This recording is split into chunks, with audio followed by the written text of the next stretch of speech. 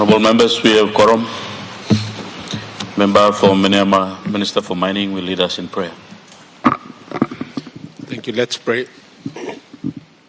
Heavenly Father, Lord, we thank you today for the gift of life, and thank you for the opportunity to lead your people in every part of this country. We thank you for bringing us together in this august house where we present the petition of our people. And this morning we commit our Prime Minister, and ministers, governors, and all honorable members, opposition leader and deputy opposition leader, and all leaders of the House into your hand.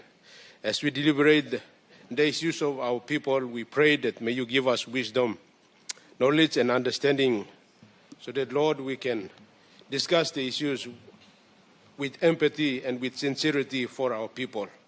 We commit each and every one of us, our Deputy Speaker, into your hand as he chairs the discussion and deliberation today. May you grant him wisdom and understanding. We commit our lives into your hand this morning. May you forgive us and may you lead us as we all come together to say the prayer that you have taught us. Our Father, who art in heaven, hallowed be thy name. Thy kingdom come. Thy will be done on earth as it is in heaven. Give us this day our daily bread, and forgive us our trespasses, as we forgive those who trespass against us. And lead us not into temptation, but deliver us from evil. For thine is the kingdom and power forever and ever. Amen.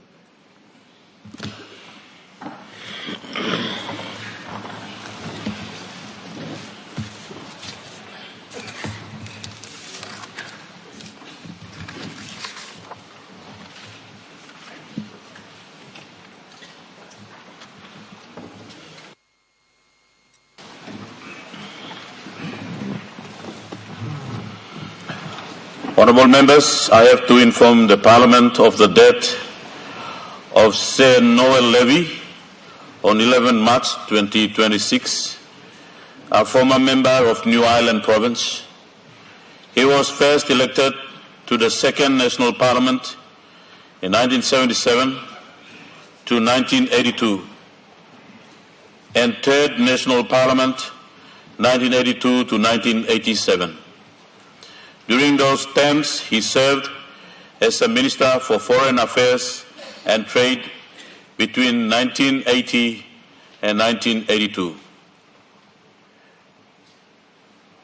Mr. Philip Taku, on the 14th of March 2026, a former member of the Mosby North East Open Electorate. He was first elected to the 6th National Parliament in 1997 to 2002 and elected as member of the National Capital District in July 1997. During those terms, he also served as a member of several parliamentary committees, such as Broadcasting and Parliamentary Proceeding Committee, Legislation Committee and Privilege Committee. After a brief period of silence, honourable members, I would ask you all to rise in your place in memory of the late gentleman.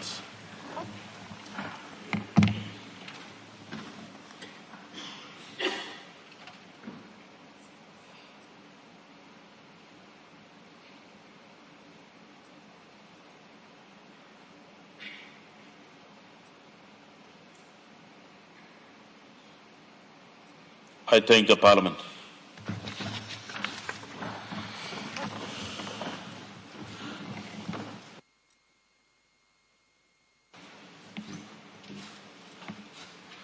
Honourable members, I have to acknowledge their presence in the public gallery, grade 12 students and their teachers from Gerehu Secondary School in the National Capital District.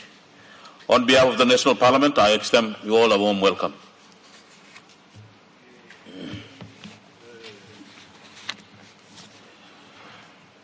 Clerk, any petitions?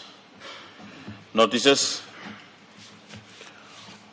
Honourable members, we only have 45 minutes for question time. So I'd like to remind all honourable members that much of the Member of Parliament they wish to ask questions. So when you ask your question, make your statement short, and those ministers who are replying to the questions, get to the point so that we give enough time for much members to ask their question. Question time. The Honourable Deputy Opposition Leader. Thank you, Acting Speaker. If I can, Deputy Speaker, if I can raise a question without notice to the good Minister for Defence. Mr. Speaker, the Goldie River Training Depot is situated in Hirikwari District, around just past Laloki Bridge. The first turn on the right is to Goldie River Training Depot. Acting Speaker, in the last 4 budgets since 2022, a sum of 5 million kina has been appropriated for this particular access road, which is a national road, each budget cycle. But, Mr. Speaker, there has been very little seen on that road since 2022, and I ask the good Minister to address why and how these funds of totaling a sum of 20 million kina has been expended or appropriated, and the road is not even sealed. It is a road of 7 kilometers, a stretch of road that leads into the training depot where our good soldiers are trained.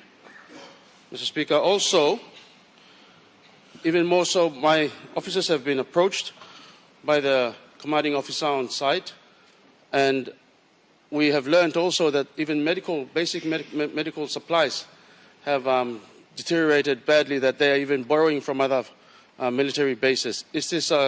Can this situation be resolved by the good Minister, who is in charge of the budget allocation for PNG Defence Force in the country? Goldie is actually one of those facilities. Added to that is the absence of even an ambulance, where mothers, the wives of soldiers and the soldiers themselves are having great difficulty accessing medical services in Port Moresby and other facilities. Thank you, Mr. Speaker. The Honourable Minister for Defence.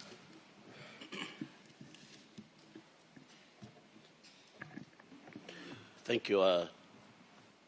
Deputy Speaker, I thank the member for Hirikwari for this very important question. The road that leads to the Goldie River Training Depot is a very important road. And I have also noticed the road is in a very bad shape. But in the last, I think, 6 months, that road has already been graded. The contract has been given, as I am aware, by the Department of Works and Highways. And it is with a contractor. Every year there has been budget allocated, but the road has not been done. So I will check my department and also check the Minister for Works and Highways and find the status of the road. With regards to the medical facilities at the Goldie River Training Depot and all other facilities, we do have the medical department in the defense, and it is up to us to make sure that those facilities are maintained, as well as make sure the medical equipment and drugs are there, and ambulances are placed. I would like to also say that we have ordered 4 ambulances. As a doctor, I have realized that we really need to improve in the medical department of the Defence Force. And those 4 ambulances that have been ordered, one of them will be placed at the Goldie River Training Depot, one will be sent to Lae, and one will be in the Highlands operations. So those actions have been done, but there is still a work that needs to be done in the medical department in defense. Thank you, Deputy Speaker. All member for Middle Ramu.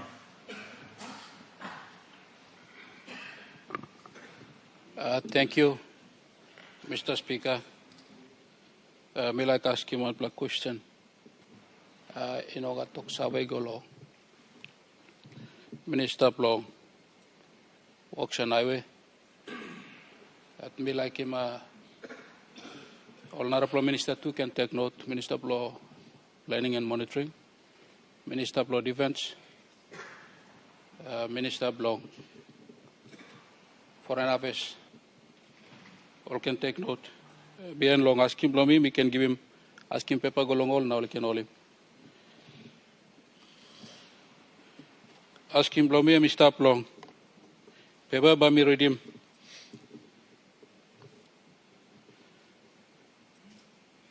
Mr. Speaker, me talk thank you long. You giving me time long. Looks have long. You looks have long all people blow me the ramo now. Now you giving me time. Mixing people mouse long all people blow me the ramo. Me talk thank you go long. Maraperoso government long. Looks have long road long Medeng Baya Medeng underneath long. Kina for kina. Nami look so along this line, Nami took thank you. Mr. Speaker, me like ask him serious question below me. Along Minister also. Along 2015, national government been some line signing one blah agreement loan long Indian Action Bank. And money mark belong $100 million US. Na underneath this money, he got 3 plan national impact project under long Papua New Guinea. So money me only broke him down $20 million US. He go long Mount Aken National Supreme Court House. 60 million, he go along Baya Medeng Road. 20 million, he go along Kimbe Oskins 4-lane road. And then it long US dollars. Mr. Speaker, Deputy Speaker, long sambla time me go finish, me been go long office long late for my Minister of Works na highway na me ask him plenty, ask him go also want him long this money, Minister also want him now. Story long this money stop or money only finish or me like sawe. Na me find out awesome this money me stop. But underneath long money long Mount Aken Courthouse. Money Treasury looks away along this plan, assign him agreement or minon of kill along this plan. But me like ask him, na talks, ask him blow me go along minister. Also this money, I'm still stop yet. But paper me all him stop lawyer along give him go along all minister responsible minister na. Minister of Works and Highway can look away, but ask him me. Me ask him long and this road and Mr. Long blood time. He come also. But thank you, Maraperoso government, he looks away long. Help him. But me come in up, we have 50 years now. Na me look him also this road and me sit down yet. Na all people belong me to Ramu. This road and me no road belong.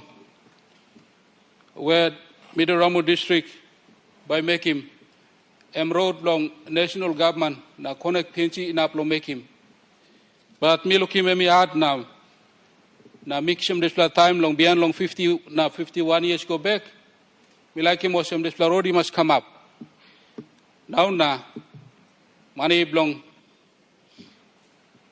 kina for kina long Middle Ramu DSIP money me play put him underneath long. Baya Medeng Road. Na me play make him stop. Na underneath long this loan, me play make him long this loan he must come up. Na road he must connect. Na this road emino one pla Liglig road no got road long.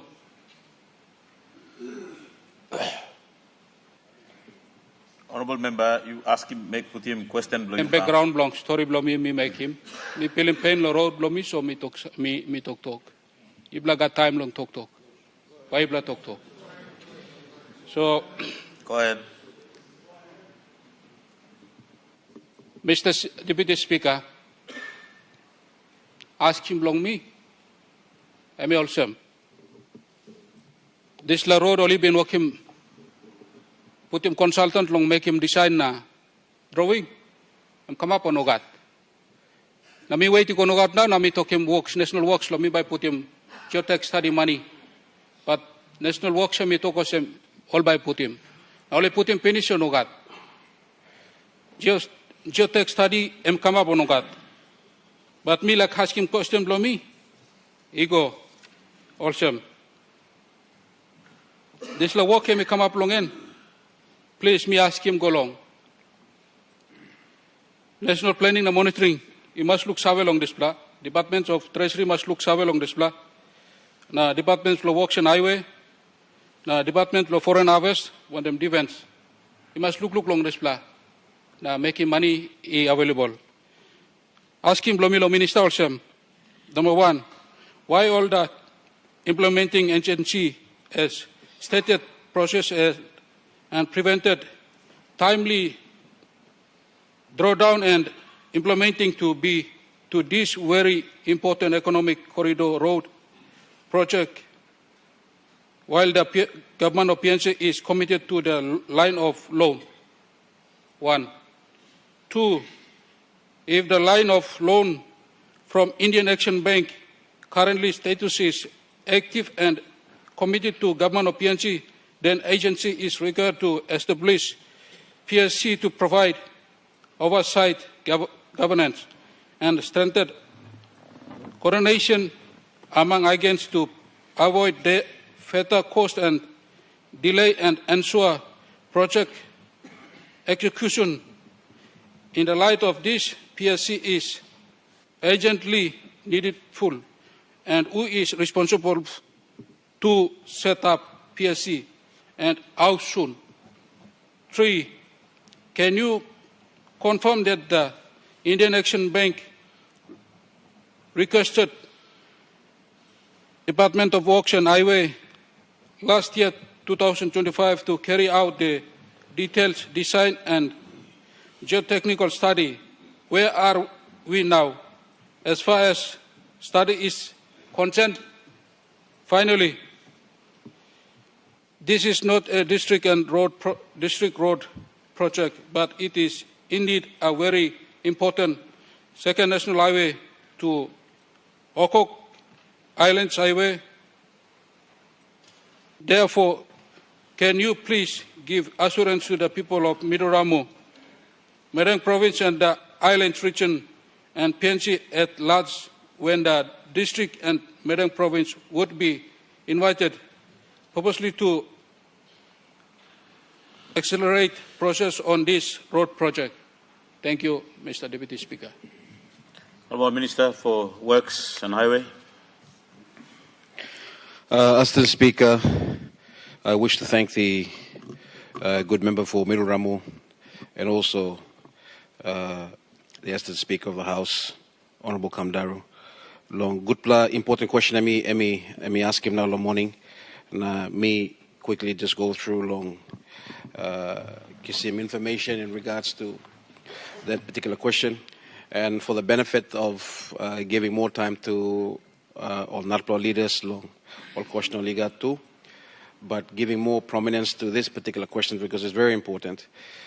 Me like just give him this honourable House a quick brief and a good honourable member on the status of the Bayamedang Road corridor. Now, the road is a very important road. It is part of our Bayamedang corridor, and we know it is a very strategic road. And I do sincerely want to place on record that I do, on behalf of the department, want to give him big bell sorry. This is an example also of how political will wants to get things moving, but the bureaucracy and the administrative arm of government is not meeting the demand of our people.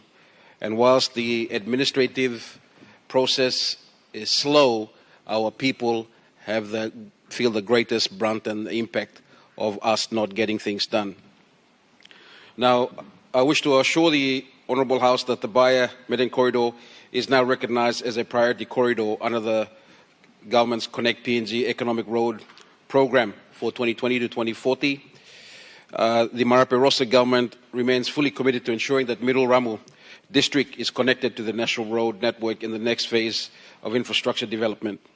Now, to demonstrate this commitment, the government, through the Department of Works and Highways, in partnership with Middle Ramu and the Medang provincial government, has already begun progressive works to open up the corridor. And I want to thank our honourable member for, in his own initiative through his DDA, has put in money to begin work whilst waiting for the bigger program, which is what is at hand. This reflects our government's whole of government approach to addressing the connectivity challenges raised by honourable member. Now, Deputy Speaker, while the external financing arrangement has taken time to progress, the government has not waited idly. Practical interventions have already commenced on the road. The government released 5 million last year to undertake works on missing link sections of the road corridor. The Department of Works and the Highways has supplied a 100-metre bridge to Middle Ramu district, and works to install the bridge are now commencing. Our Plant Transport Division, PTD, has already constructed an open road section from Usino to Ramu River last year, and improving accessibility into the corridor. Now, these interventions are part of the government's incremental approach to progressively connect Middle Ramu to national highway system. Assistant Speaker, with respect to the Indian Exim Bank line of credit, I wish to clarify that the financing arrangement has proven technically complex, involving several agencies including Treasury, Planning, Foreign Affairs, and lending institutions. Because of the complexity of the loan arrangements and the compliance, it has taken more than 8 years since the original agreement in 2015. Now, government agencies have had to resolve administrative financing and procurement requirements to ensure compliance with both PNG and lender regulations. Despite these challenges, the government continues to engage with Exim Bank and relevant agencies to ensure financing arrangements can support the long-term development of the corridor. Mr. Speaker, I want to assure the honourable member and the people of Middle Ramu that the Department of Works and Highways has already made significant progress. At present, Usino to Ramu River section completed by PTD, bridge supply delivered, installation commencing, remaining missing link Simbai to Awam section. The Simbai Awam section is the remaining missing link, and this section is scheduled to be progressed this year as part of our priority work program, Assistant Speaker. Assistant Speaker, the corridor is not merely a district road. It is a strategic national economic corridor that will eventually provide an alternative access route linking Medang Province, Middle Ramu, and the Highlands region. The government therefore assures the people of Middle Ramu that the corridor remains a priority under Connect PNG. Funding support has already commenced. Work are progressing in stages. The remaining links will continue to be addressed under the government's national roads connectivity agenda. Assistant Speaker, the Marape Rossa government is determined in the next 50 years of our nation's development, so no district will remain isolated from the national road network. Assistant Speaker, I hope that has given an overview of where we are with the question, and I would be happy to receive the question on paper, and that I can follow through and provide him in writing also to our good honourable member. Thank you, Assistant Speaker. We have a supplementary. Governor for West New Britain. Thank you, Deputy Speaker. Mila kaskim separate question tasol. West New Britain Hoskins to Kimbetu and mention Lodishla Indian Exim Bank Road. Can the Minister for Works can also assure my people of West New Britain that this road also will be attended to inside government connectivity agenda? If the loan is taking too long, as the Minister just stated, it took more than 8 years for them to deal with complaints and administrative matters. So it's, should we wait for 8 years, or can the Minister can relook at and see how we can fund it ourselves, the promised Hoskins to Kimbe Road, especially the 10-kilometer approach to town as 4 lanes stated in the Indian Exim Bank loan agreement. And that, Deputy Speaker, I want to correct that under the reviewed agreement, it was $40 million for this 4-lane road. Even that $40 million Deputy Speaker, wouldn't be enough actually to even do this Hoskins to Kimbe Road. But I just asked this question that will the Minister undertake to promise the people of West New Britain that this most important economic line for West New Britain, Hoskins to Kimbe, also be attended under government's connectivity agenda if this Indian Exim Bank is not forthcoming? Thank you, Deputy Speaker. Our Minister for Works. Mr. Speaker, I thank the good governor for West New Britain again for echoing his concern over the Hoskins to Kimbe Road, and I want to give my assurance that we will ensure that we follow through and assist the process, expedite itself quickly to ensure that we get the appropriate support and funding. And I note your concerns that you've raised several times. And I want to just assure the people of West New Britain that I will follow through on that commitment. And this is a priority road, just like every other national road that is gazetted to ensure that that is delivered. Assistant Speaker, I hope that I've answered the question. The Honourable Opposition Leader. Thank you, Deputy Speaker. My question without notice goes to the good Minister for Petroleum, the Honourable Jimmy Maladina. Deputy Speaker, this is a flow-on question from my question to the good Treasurer with respect to devaluation of the kina and how the country can increase its FX reserves. In the Treasurer's response, he highlighted that once we get a final investment decision on some of these big projects that are in the pipeline, then we will be in a position to increase FX reserves. So my question to the good Minister, Deputy Speaker, is, since 2019, we have been announcing that Papua LNG FID will take place in 2020, then in 2022, then in 2023, then in 2024, and now it's 2026. 6 years on, there is no FID for Papua LNG. So my question, Deputy Speaker, is if the good Minister can clearly tell the Honourable House and the people of Papua New Guinea, when can we expect the FID, the final investment decision for Papua LNG to take place? What are the hurdles that are preventing us from expediting this process? And thirdly, and which raises a bit of a concern, Deputy Speaker, is what is the status of the business development grants that was given to the people of Gulf and Central?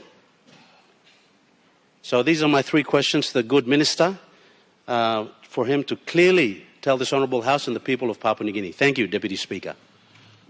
Minister for Petroleum. Thank you, Deputy Speaker. I'd like to thank the good opposition leader for his question. I also like to congratulate him on his elevation to the opposition leadership and also to the deputy opposition leader. Two fine young men in the first term have reached that position. Congratulate both of them. In relation to Papua LNG, it's as I said, it's quite a difficult project. We, on the government side, and through the support of the Prime Minister and Deputy Prime Minister, we are pushing the developer, Total Energy as the operator, and its joint venture partners to get an FID. And it's not as easy as it looks like, because we are dealing with the developer, and also the developer is also working with the banks to try to secure finance. From the latest status I can give to the country, announce to the country, is that meeting with Total Energy as the operator, they have given us some dates. The last time they gave dates was the first quarter of this year, 2026, that we might look at FID. Unfortunately, that has passed, and because of finance issue, and that's totally out of the control of even the partners of the partners of Papua LNG, because they're dealing with most of what they call Export Credit Agency to fund this project.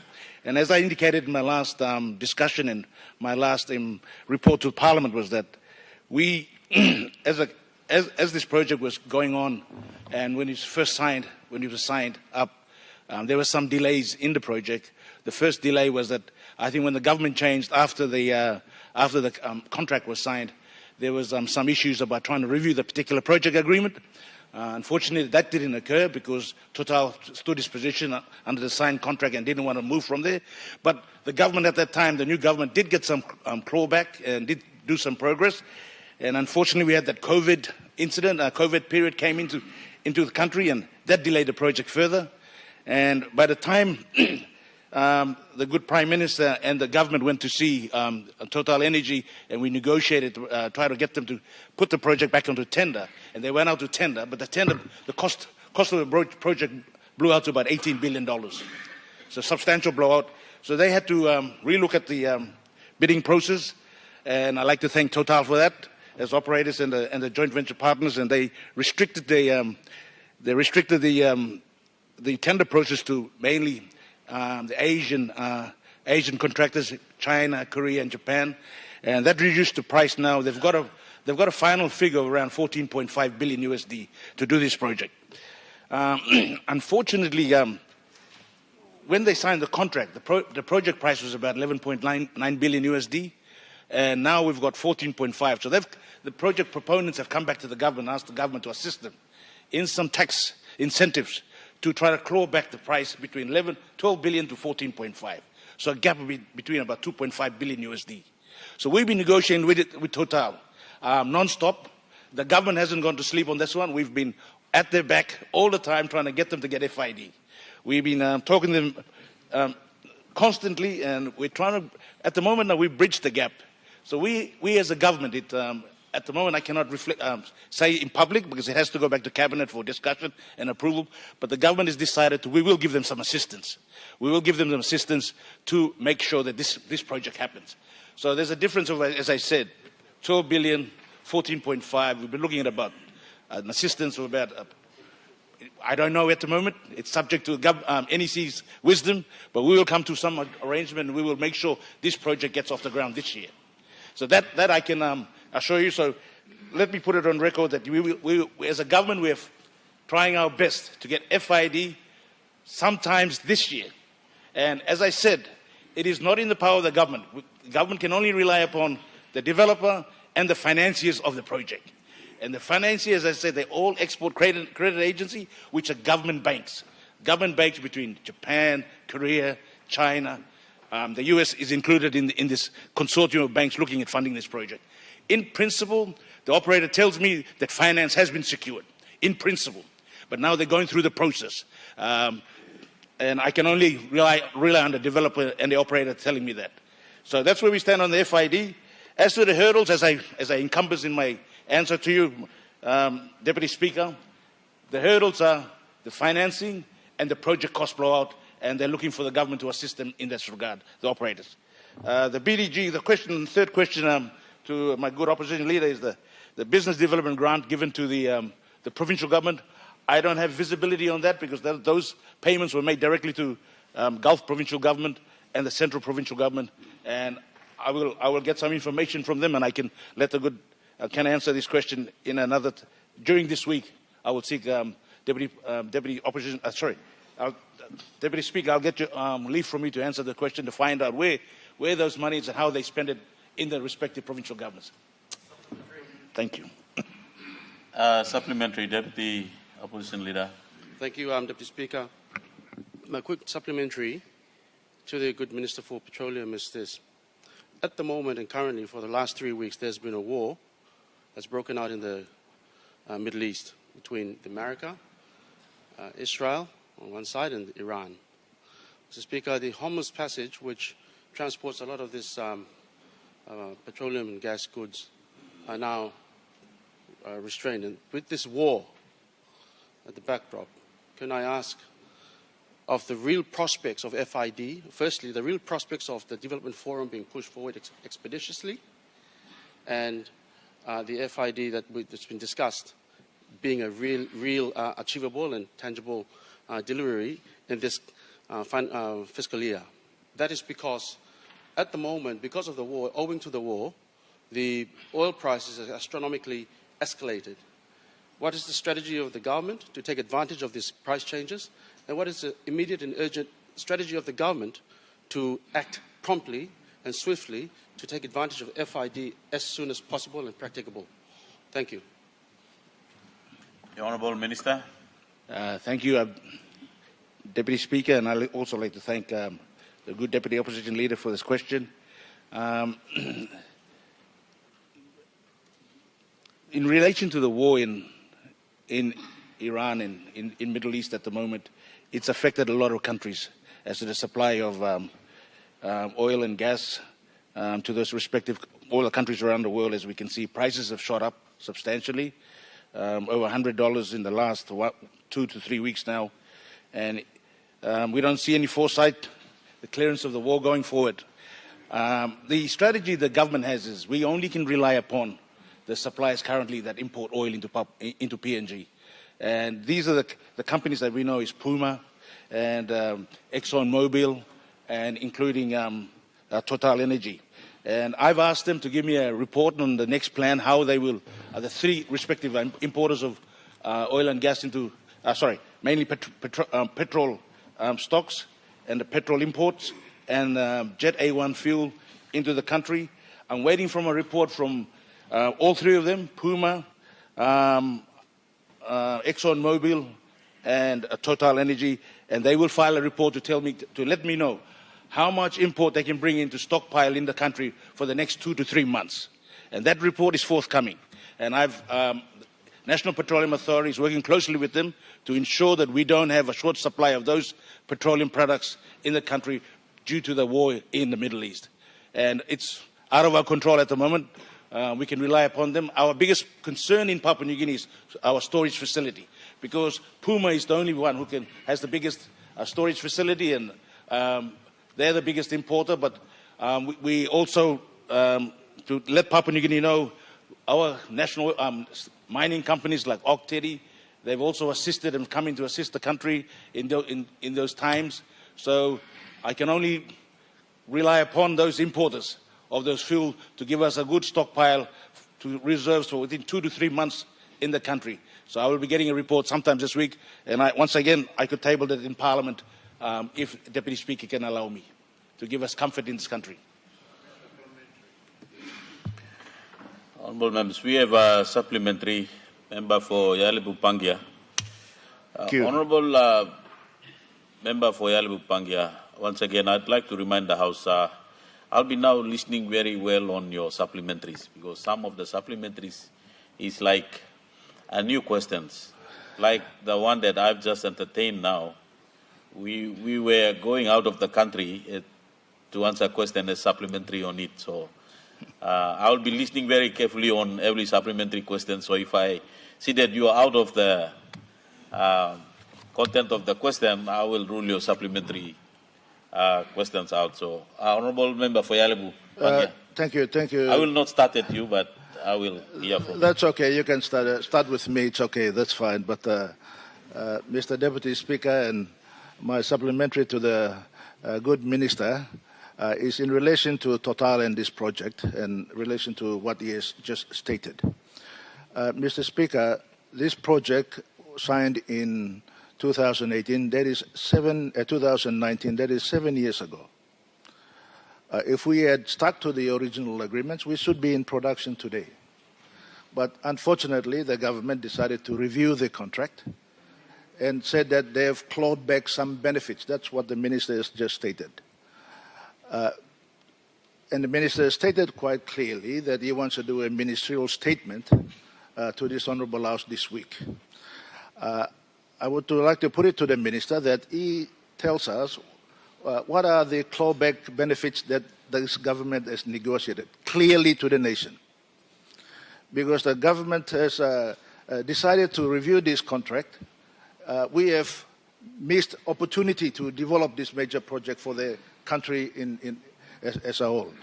And as a result, the economy and many contractors who have been trying to do business with this particular project have either moved on or costs have escalated, so they've abandoned the project, Mr. Speaker? That's one question. First question. Second question, Mr. Speaker, is the Minister himself stated clearly today that the cost of the project will be about 14.5 billion US dollars. And he has also indicated today that the cost was supposed to be 11 billion US dollars. And obviously, the Minister has alluded to the fact that he will go to Cabinet with a submission to try and accommodate this new arrangement with Total, which, in my thinking, it means that we will be either sacrificing 3.5 billion US dollars to try and accommodate this project.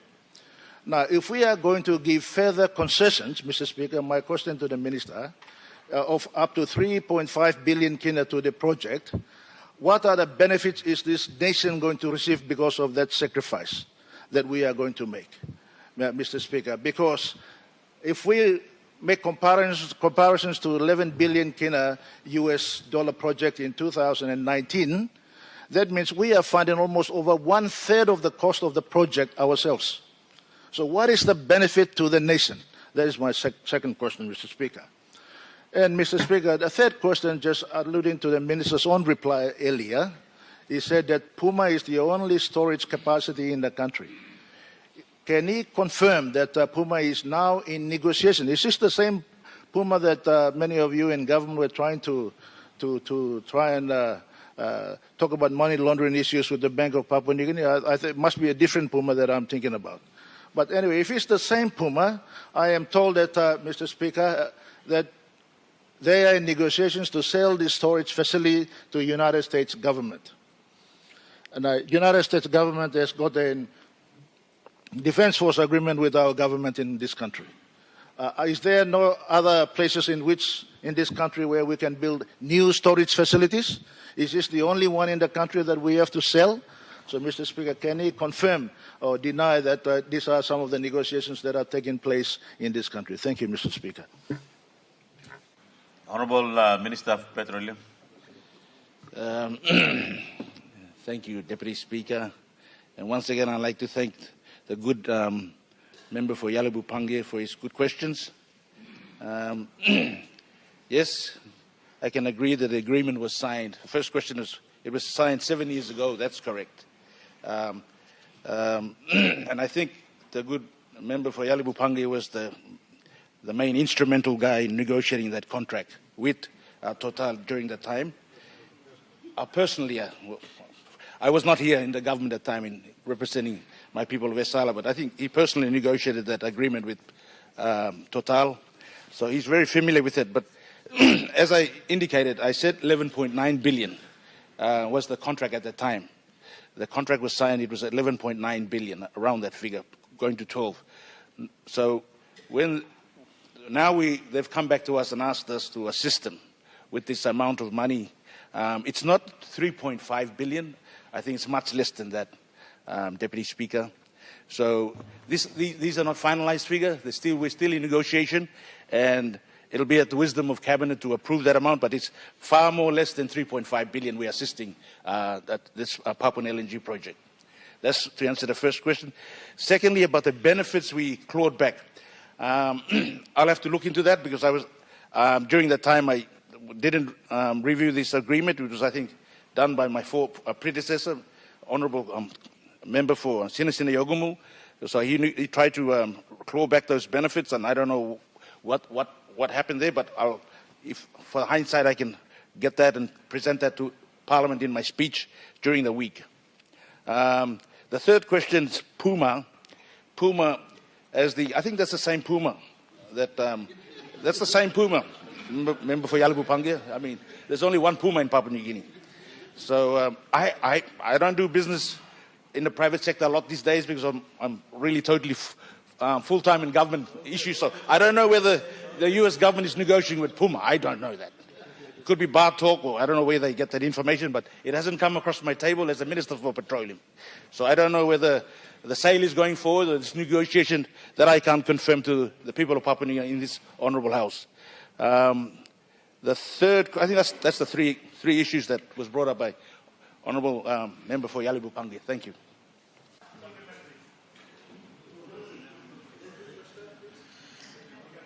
I'll take one supplementary from the government side. I'll get the Honourable Governor for NCD. Thank you, Deputy Speaker. Supplementary question for me. I think before me like asking question, go along Energy Minister, but since question go along Petroleum Minister, I could just ask it a supplementary question. My question basically, me also, Mr. Deputy Speaker. When I'm long-term plan, you mean like governments long deal with this problem of fuel? You mean got long-term plan or not? Are we going to wait until crisis come up? Now you may respond to crisis. But you may got refinery blow you me yet. If Puma in the walk, there is no deal. But you may got refinery blow you me yet, or but you may continue like some refined product from Singapore, and then you may affected by all this global type of crisis. War come up, prices go up and down. Honourable Governor. Yeah, I think. Honourable Governor, I think I made my statement clear, and I can hear that the supplementary it's question a good is supplementary. It's follow-up from member for Hirikwayari. Honourable Governor, I will rule that supplementary question out of order. Okay. Maybe I can ask as a separate question. The Honourable Member for North Bougainville. Thank you. Thank you, Mr. Speaker. Ask him Blomigo Long, Minister of Bougainville Affairs. Minister, by you updating Bougainville, updating Papua New Guinea, I'll walk blow you me long, walk about Bougainville in up. The one I'm up now. Last year we had the Melanesian agreement. Now I'm been last pla walk you me harem. You update him Bougainville na Papua New Guinea you mean up well or walk about long talk to independence of Bougainville. Deputy Speaker, I'm the all. Honourable Minister for Provincial Affairs.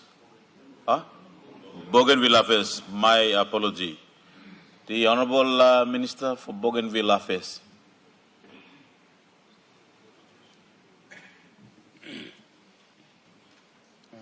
Thank you, Deputy Speaker.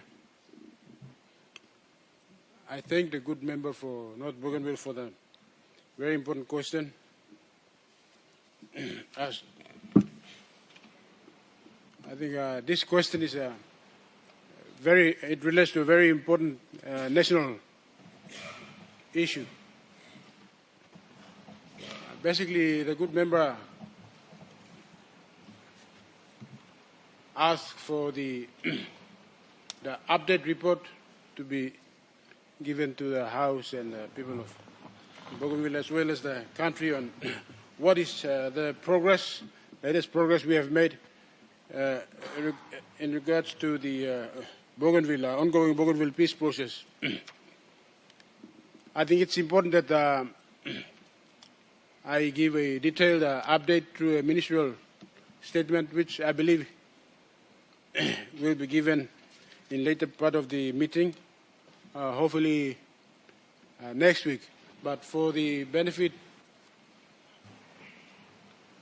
of the good member's question, let me briefly just give an update of what actually transpired after the Melanesian agreement was signed back on the 26th of June last year,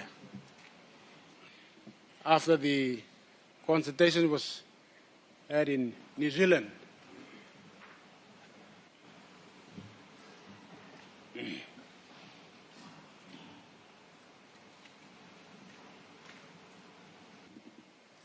After the Bougainville referendum was held back in 2019, it has taken about 5 years now. What has happened since the referendum referendum was held is that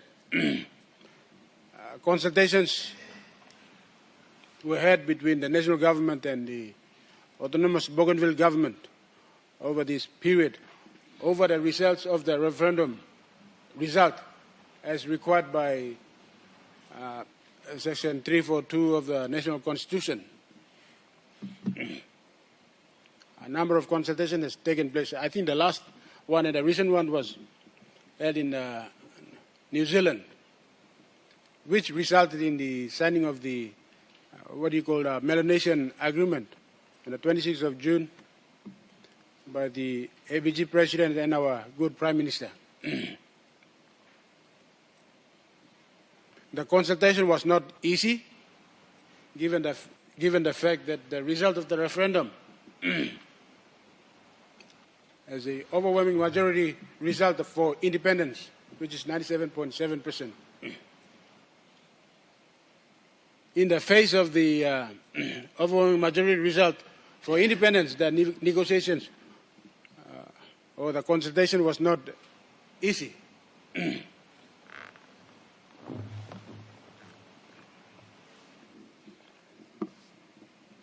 Our government's position in the course of the consultation was that because two questions were put to the people of Bougainville to have a say on their political future. The first being the greater autonomy, and the second being for independence.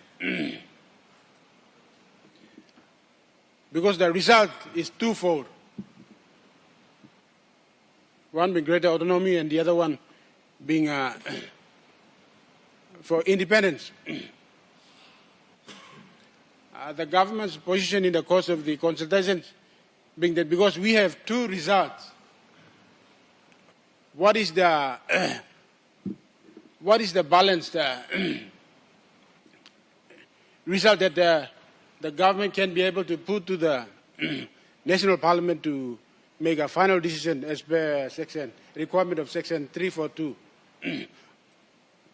But that negotiation has been going on between the ABG and the national government. It hasn't been easy, simply because the ABG's position was basically that the national government simply endorsed independence, which is the majority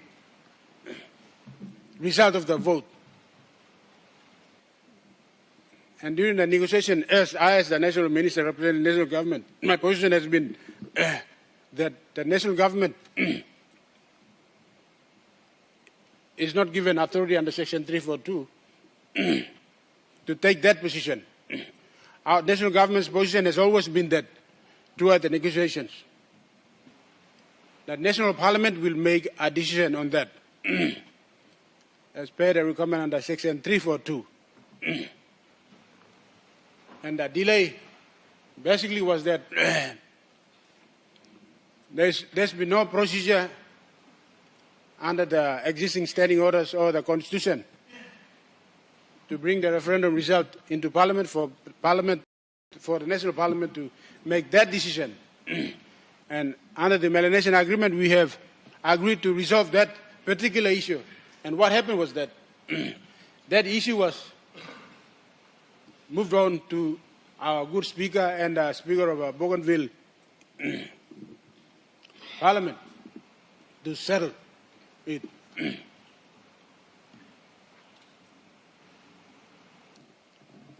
And once our good speaker introduces that process by way of a sessional order, and once that is adopted, the Bougainville referendum result will be finally brought into Parliament for a decision to be taken. And I'm advised by our good clerk that the process is complete around 90%. Once it is done, it will be introduced in Parliament. And the second issue is that before the sessional order is adopted to pave way for the referendum result to be finally tabled, the Bipartisan Parliamentary Committee on Bougainville Matters has carried out a very important work all over the country to consult the country, the nation, on the referendum result. And I must commend the Parliamentary Committee led by our the good Chairman, Dr. Marat, and the Deputy Governor Mutuvel. I believe the committee has completed its report, and it will be tabling his report soon for the members of parliament to take on the report and have a handle on it and debate before the parliament makes a final decision on the Bougainville referendum result. Thank you, Deputy Speaker. Honourable members, our question time has lapsed. Leader of Government Business. Mr. Speaker, I ask leave of Parliament to move a motion without notice. Is leave granted? Leader of Government Business. Mr. Speaker, I move that some of the standing orders be suspended as would prevent A, notice number 200, and B, orders of the day numbers 164 and 165, government business being called on forthwith. The question is that the motion be agreed to. Those in favour say aye. Those against say no. Ayes have it. Clerk. Notice number 200, Minister for Education, Research, Science and Technology and Sports.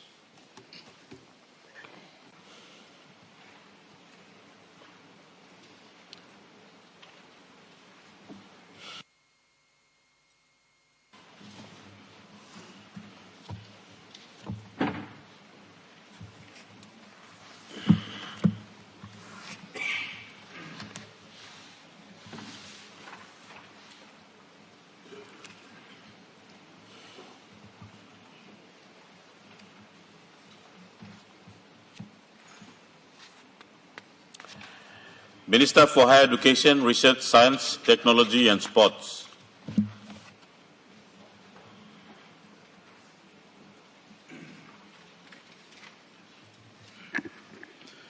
Mr. Speaker, I present the IBS University Bill 2026. Clerk.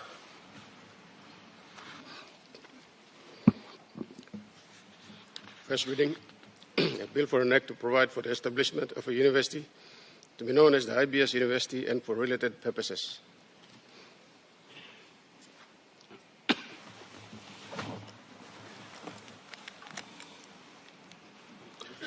Mr. Minister.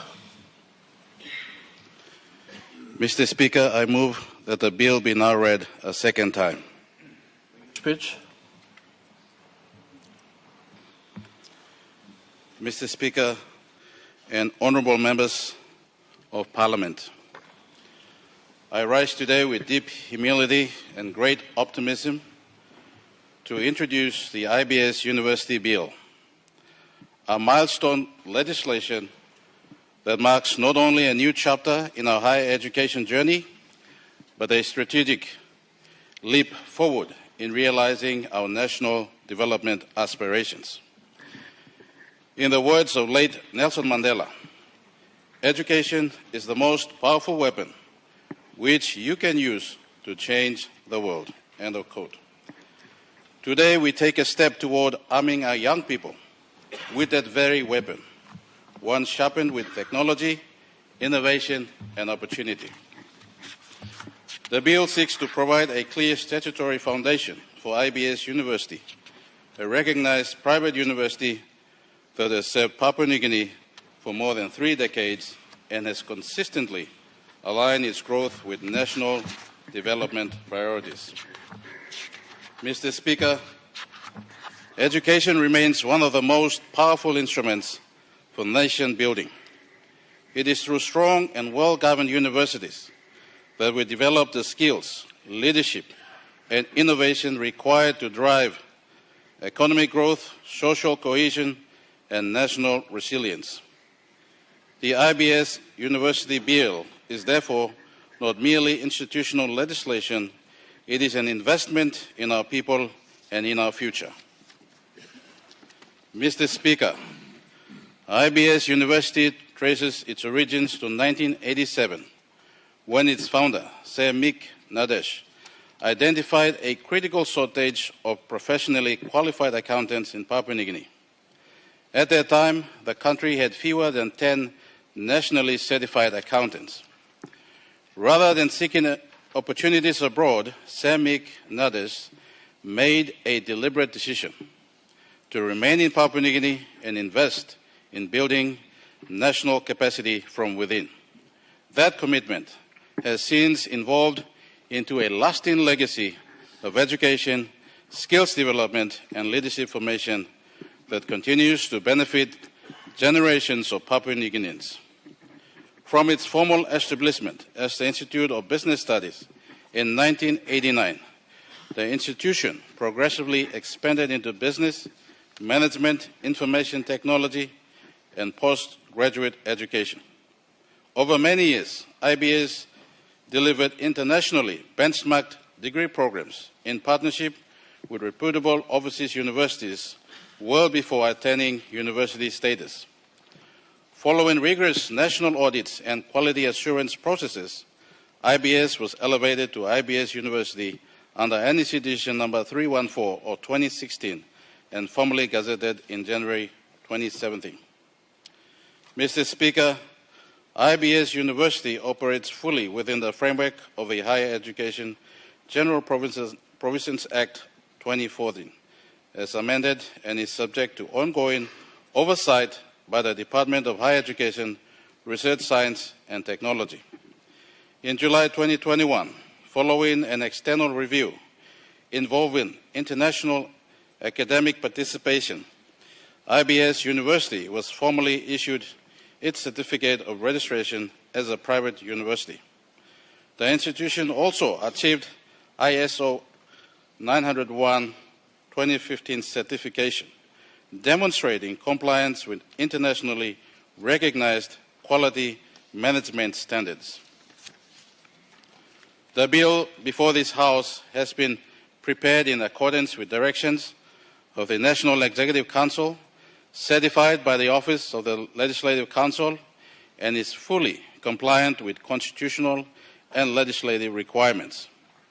Its passage will consolidate the university's legal standing, strengthen governance arrangements, and provide long-term institutional certainty.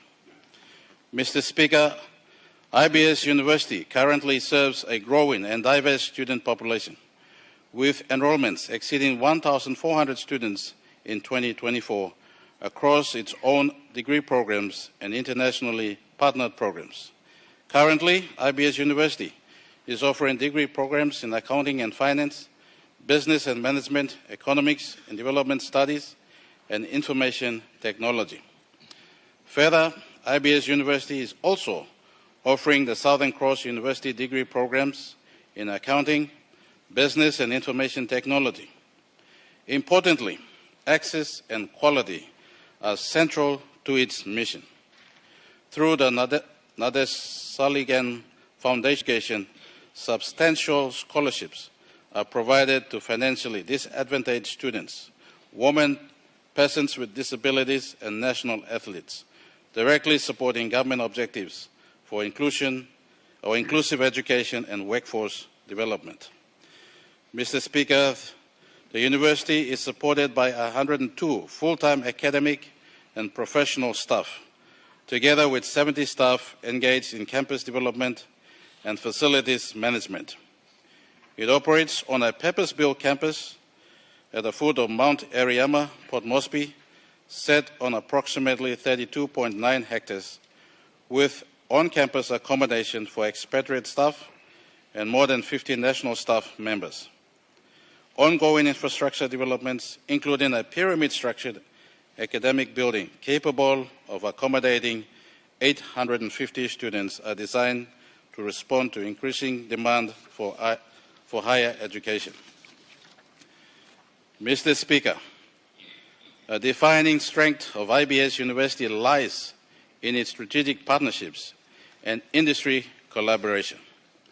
The university enhances the quality, relevance, and employability outcomes of its graduates through long-standing partnerships with internationally recognized universities, including Southern Cross University of Australia, enabling the delivery of internationally benchmarked programs with Papua New Guinea. In addition, partnerships with CPA PNG, Oracle Academy, Cisco Academy, Red Hat Academy, Pearson VUE, the All India Management Association, and leading national industry organizations strengthening professional accreditation, digital capability, applied learning, and graduate employability. These collaborations ensure that IBS University remains responsive to labour market needs while producing work-ready graduates aligned with national development priorities. Mr. Speaker, looking ahead, IBS University has articulated a clear growth strategy aligned with the country's future skills requirements. From 2026, the university plans to introduce new programs, including a Bachelor of Education majoring in digital and blended learning, and a Master of Leadership and Strategic Management, aimed at strengthening leadership capability across public and private sectors. Planned infrastructure developments, including an innovation center and a School of Health Sciences, will further support research, innovation, and workforce development. Mr. Speaker, the IBS University Bill will provide a stable legislative platform for a mature and well-established institution that has demonstrated resilience, compliance, and commitment to national development. Its passage will strengthen governance, enhance accountability, and enable IBS University to continue strengthening or contributing meaningfully to Papua New Guinea's higher education system and economic growth. Mr. Speaker, for too long, our higher education or higher and technical education sector has operated under a fragmented regulatory framework. This has resulted in duplicated efforts, inconsistent quality standards, and institutionals functioning in silos. Numerous national reports, including the PNG Development Strategic Plan 2010 to 2030, Medium-Term Development Plans 1 to 4, the DHES Strategic Implementation Plan 2017 to 2038, and the OSAID PNG Tibet Needs Analysis 2011 have echoed the same call. In conclusion, Mr. Speaker, I commend the IBS University Bill to this Honourable House and respectfully seek the support of members for this passage. Thank you, and God bless Papua New Guinea and our future. Honourable Prime Minister. Mr. Speaker, I move that Parliament take note of this, and I want to offer my few remarks in support of this bill. Mr. Speaker, firstly, let me place on record on this Parliament and the handset our country's appreciation on Sir Mick Nares, his family, and the tireless work of service to our country for the last 50 years. He belongs to a cluster of Papua New Guineans who choose to make PNG their home. They weren't born into this country, but they came in, and in many other choices they would have made to live, they choose to make PNG their home, and he's been here for the last 50 years. His contribution to our country is enormous, but none can be more personified and reflected than in the fact that the Institute of Business Studies has served close to 30,000 students the last 40 or so years it has been in operation. Mr. Speaker, this bill is timely. It deserves our support. Today we have in the public gallery, and I do acknowledge them, a cluster of students from Gero Secondary School, and we welcome them to their people's house. But they represent the many students right throughout our country. At the moment, we are producing close to 30,000 grade 12 graduates every year. In fact, the last 7 years, the number is now increasing and pushing close to 40,000 grade 12 graduates every year.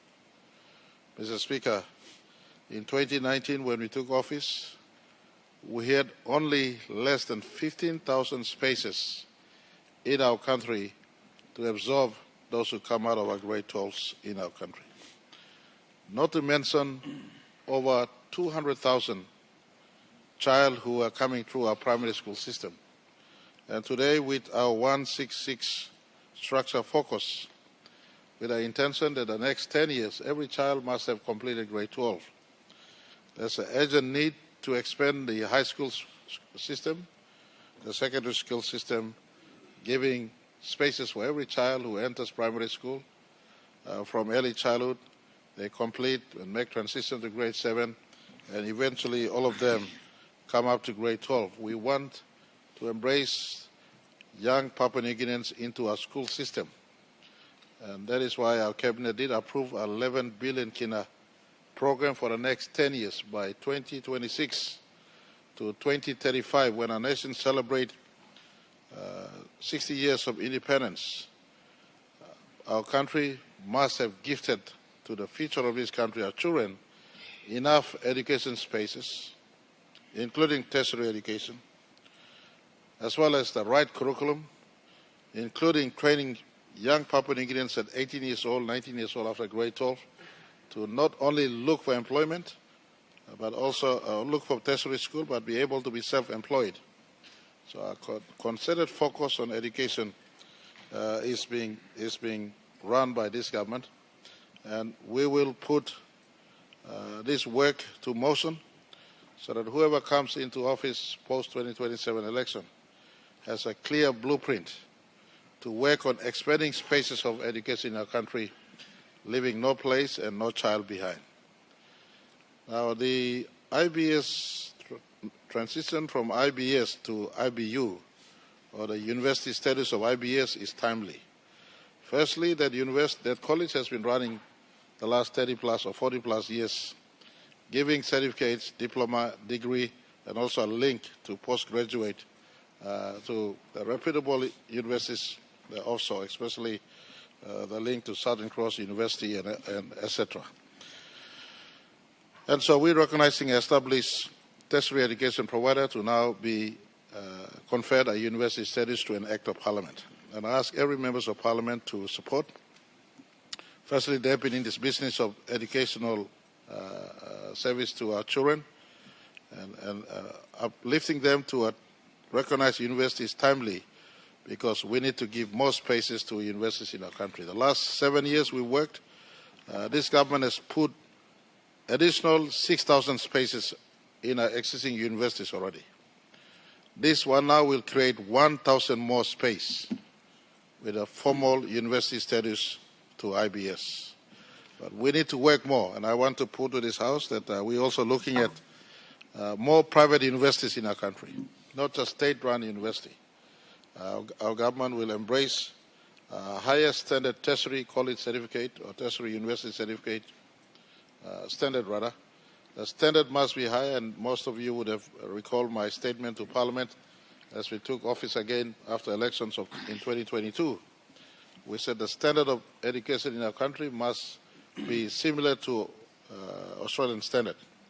Australian standard means our degree is recognized and can be served within as well as outside. So the Education Ministry or Higher Education Ministry has been tasked to making sure our standard of degrees are not compromised, of the best degree, and IBS has been offering top-class degrees thus far. They have an existing campus, and we have a founder, and I want to inform this House, he's now structured, he's a man of senior age, he's gone past 80. Recently, he celebrated 80 years of life, and he's structured now to be university, subject to our process here. He's structured in a way where it's not owned by his family, but will be owned by a trust that is perpetual. And the kids of our country would be beneficial to the trust he set up, and the university that is run by a trust that has some reputable Papua New Guineans as trustees running this university going forward. And it is a timely proposal. This process will allow 1,000 more spaces created in our country, and we'll be also encouraging other private schools who are in country So long as they tick the box with quality degrees and certificates, then we will be processing more universities in our country going forward so that all our children who are finishing grade 12 has a space beyond grade 12 to be certified in a learning of their choice. So I encourage everyone, please debate and talk on this matter. But at the end of our debates, I want us to all support this bill. It's a worthy bill, gives 1,000 plus more spaces to our grade 12 graduates, and has been conferring a degree, and I want to emphasize also a type of degree that teaches business and commerce, that complements our own government's drive for creating more entrepreneurs and businessmen in our country. So please, let's give support to this worthy institution. Thank you, Mr. Speaker. The Honourable Governor for Western Britain. Thank you, Mr. Speaker. I thank the Minister for Higher Education for bringing this important bill supporting a private university, our first ever private university in our country. I thank the Prime Minister for his support and encouraging others to debate also. Mr. Speaker, if you want to destroy any country, or if you want to destroy any civilization, you don't have to send bombs or you don't have to send army to destroy that country. You simply destroy the education in that country, then that country is destroyed, that civilization is destroyed. Mr. Speaker, the education is the most important master key to unlock the potential for our people, especially our future generation. Education is something which which cannot be destroyed by anything. Money can be destroyed, wealth can be destroyed, flood can destroy your house, fire can destroy your house, but the knowledge that you acquire through education, nothing can be destroyed. And that in a country where, just Prime Minister confirmed, like 30 to 40,000 grade 12 students coming out, whereas we have a space maximum of 6,000 to 7,000 spaces. So you're talking about remaining 23,000 students will not have an opportunity for real higher studies or university studies. They have to opt for other diploma courses and all these things. We have a point of order here. Mr. Prime Minister, what is your point of order? Point of order, sorry, Mr. Speaker, I want to apologize to disturbing the good governor. I did not say only 6,000 spaces we have. I said on top of the 15,000 plus spaces we have, we put 6,000 more the last 7 years. This one now gives us 1 more 1,000 space. We have about 30,000 now going towards 35, 40 grade 12 graduates. So there's an urgent need to build more spaces in our country. And so I just want to correct the figure. Right now, 20,000 or 15 to 20,000 spaces we have. We put 6,000 more. We need to create more spaces to embrace all grade 12s who are coming out. Thank you, Mr. Speaker. Honourable Governor of Western Britain. Thank you, Mr. Speaker. I acknowledge the correction of numbers given by Prime Minister. I acknowledge it. Yes, we still have that 6,000 to 7,000 spaces more to create. So I thank the Minister and the Cabinet for supporting the establishment of this IBS University. Mr. Speaker, what a great journey that this person, Sir Mick Nades, since 1987 until now established. He could have invested in many other different businesses as many others do, but he chose to invest in education and the future of our children. And now we are witnessing that this university is getting a status through this parliamentary bill. So I join the Prime Minister also to encourage all of us to support the establishment of more quality private universities. Mr. Speaker, India is grown in spite of 1.4 billion population. It's known to the world purely because of education. Any parents there, they would even sell their land or anything just to pay for their children's, educational fees to make sure they create a future for their children. And we also must encourage our people, to invest more on education, especially whatever, like I said, any wealth we give it to them, that is subject to, be destroyed or go. But the knowledge, wisdom the children's, gained through these universities and educational institute will remain with them forever. So, Mr. Speaker, this is one success story. Many of those, senior positions held by many Indians throughout the world, especially in United States, like whether it's Google CEO or many other major, like Microsoft CEO, everything of Indian origin. And they all come from a specific university, Mr. Speaker.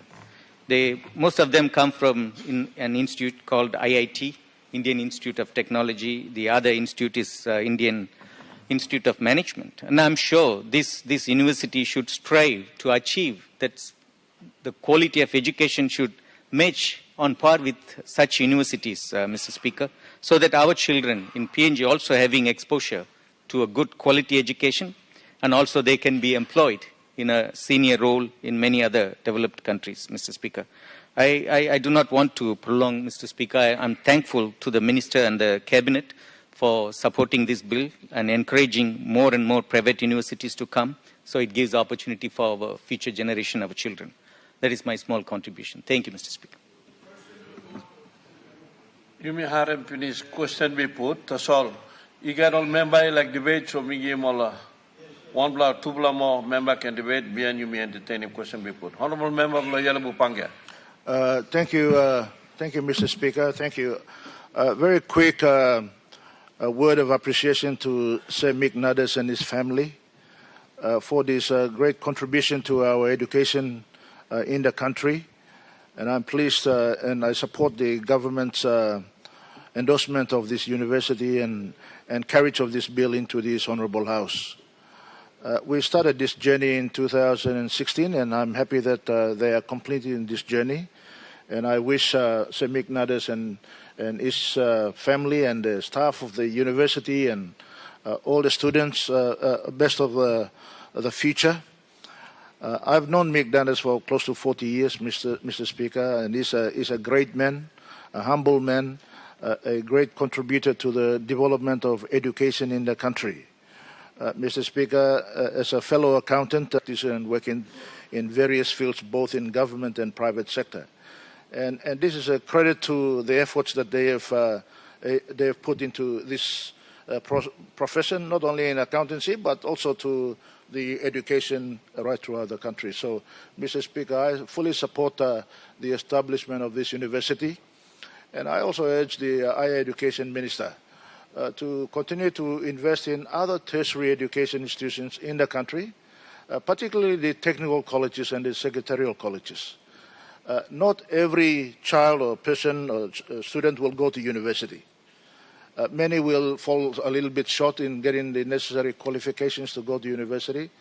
But in the past government, we started investing in the technical colleges, and I urge the minister to revisit that, especially building infrastructure in existing university technical colleges, so that we can expand the capacity, so many more students can attend those tertiary institutions like the technical colleges and get the skills that is necessary for them to be a productive citizen of our country. So, Mr. Speaker, one time this legally talk me talk thank you through law family blow Sir Mick Nades na contribution blow Sir Mick Nades himself. Thank you. Honorable Governor Blanchidi. Thank you, Mr. Speaker, allowing me to contribute to this debate. Itu inogat plan di talk. You will get a supporting bill. Thank you, Minister of Higher Education. We also commend Sir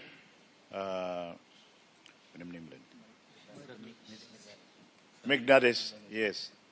Emi retired police, Emi set him up foundation. Foundation will own the university, manage it. So a lot of things that is doing, contributing to our nation, contributing to manpower development, contributing to our future. So you may get a hamas longen, but some legal points that's all me like him. I think Minister for Higher Education, you may hamas you, but I think like as government and country, you may need him overarching strategy along higher education. Maybe you can present him one policy kind of semi-come, so you may clear and you may guide him. When him kind university by you may kirap him, both public and private. You may must law private line or set him up university belong all, but it must be guided by overarching policy belong government. So we focus on what our economy needs, what our young people need, what the future, economy looks like, especially in this age of digital development, Kainosem. How are we going to harness that? So I think Minister may give this legal contribution. You can scale him now. You may discuss him. Now, Mr. Speaker, too, plenty of beginning on up golong when I'm at university because space and legal. Our system, Mr. Speaker, is like pyramid. Big plalo underneath na on top him league. Not enough space. Yes, I think all get a beginning on like Golo University. A few probably want to go, but we should create space for students going to university or want to go to the university. The technical colleges and all these specialized colleges like accounting and economics and engineering are very much needed, and it's a specialized higher education. So you must look at this one. It got strategy, It got strategy that guide us. But one point me like talk about this one is that given the lack of space, Minister, and you yet you work long talk about this one too, harnessing the online university. Plenty of beginning now, all like go online here. They can register here at the university long. You may yet or go register at university all over the world. So you must got strategy like this one too, Speaker.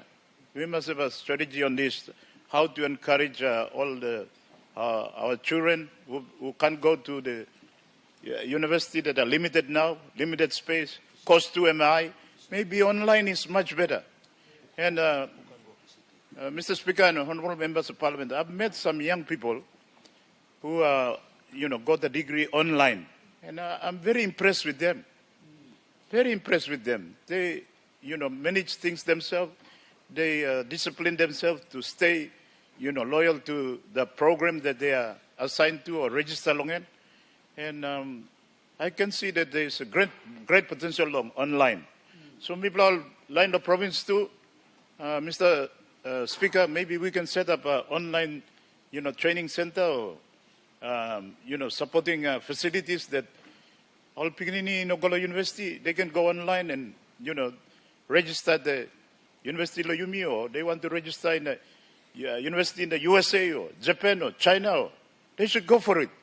So you mean need even overarching strategy lo this I think final comment below me, I think lo side long when me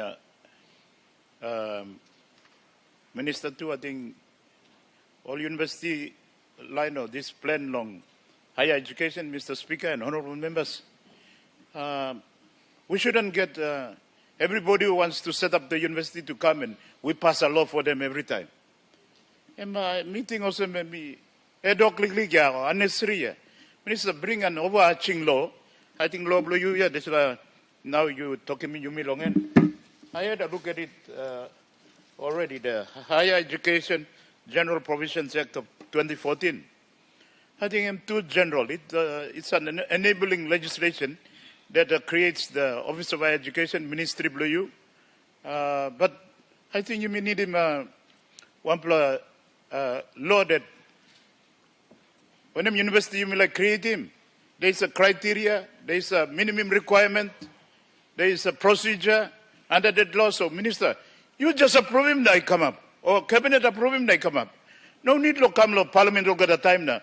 Everybody wants to the Lutheran University or SDA University or Catholic University or one kind of university. Maybe, my brother here or member blog, Namatanai like working on university Namatanai too. All come apply law you, Minister. Your department screen it under overarching, umbrella of law. So you all say yes, you go. Or Cabinet they approve him. You don't need to come to Parliament at the time.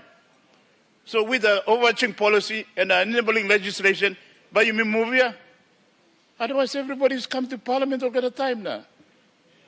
Member block not wagi now, not waganito. I'm like walking. I'm got university business. He's going to talk about this soon. I'm double member, yeah. Not wagi and not waganito. You play it, sir. So is he going to come to the parliament to pass a law for, North Waigani, whatever, Christian Academy or Christian University? He's probably going to stand up and ask for this too, yeah. So we need this law. So I think main contribution from me, but Minister, you may support him. One bill, you work in good work now. You may full speed now go. Thank you, Honourable Speaker. Honourable members, I will have to entertain the question be put now because we have another opportunity for debate after the second reading, okay? The question is that the question be now put. Those in favour say aye. Aye. Those against say no. The ayes have it. The question is that the bill be now read a second time. Those in favour say aye. Aye. Those against say no. The ayes have it. Mr. Clerk.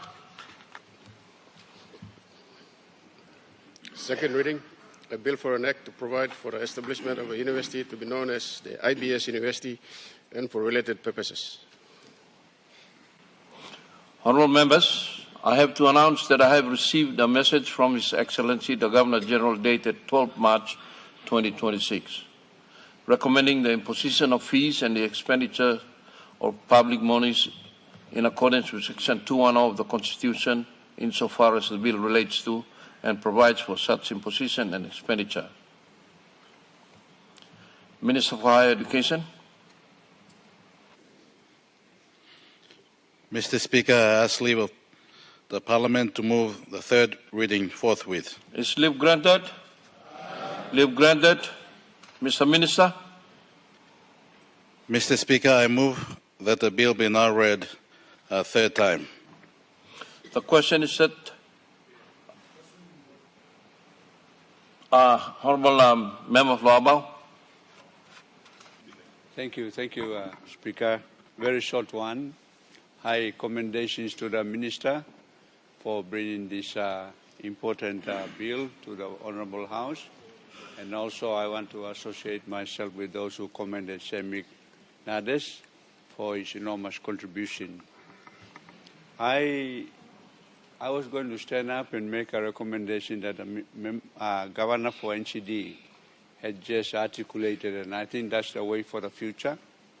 I think we should have an overarching, maybe an organic law level of a law to govern admission of universities.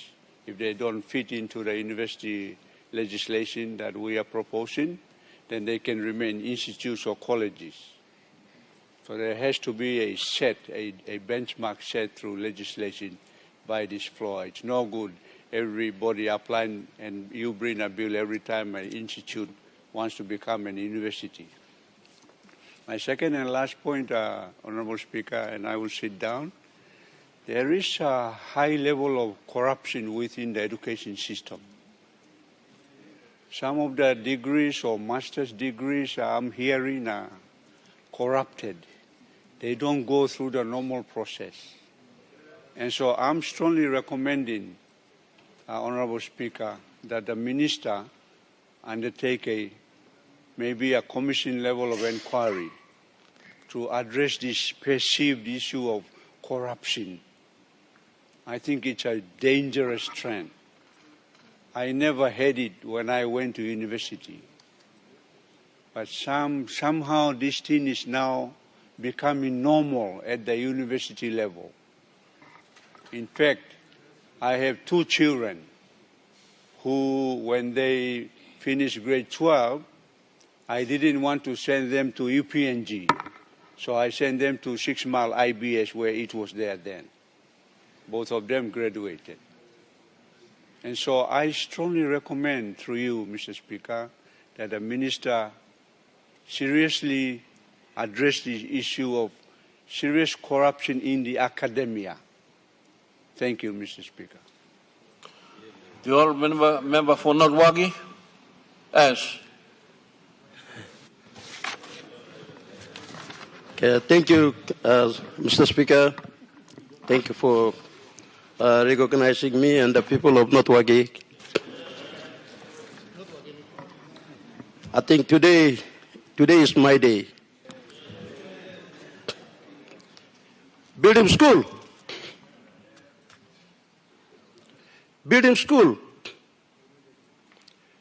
When you build a school, you are planting something at your backyard, and tomorrow you are going to harvest it. Mr. Speaker, oil and gas, gold and copper, all get funded by companies. Education never stopped. We need brains in this country.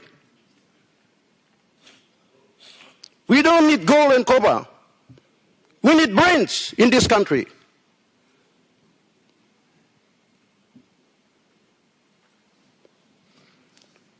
Before I speak, I'd like to acknowledge Sir Mike Nadis for your marvelous job that you did for this country. Many people, they come to Papua New Guinea, they're thinking of doing business. They're thinking of setting up Vision City or Stop and Shop or, selling cars. But I'd like to say thank you to you. You came to Papua New Guinea, and I think you have been working here in the country. But before you retired, you set up something on the soil of Papua New Guinea. And this is very important. You did something for this country. I'd like to say thank you to you. I feel how you feel. We're setting up a private school. We don't get support from the government, but we struggle very hard to make sure that we put something on the ground so that students can come and have classes, get education. We're using government money building schools, but some of us are using our own money to build schools for the country. And I know Sir Mike, I think he must have gone through many sufferings. But thank you.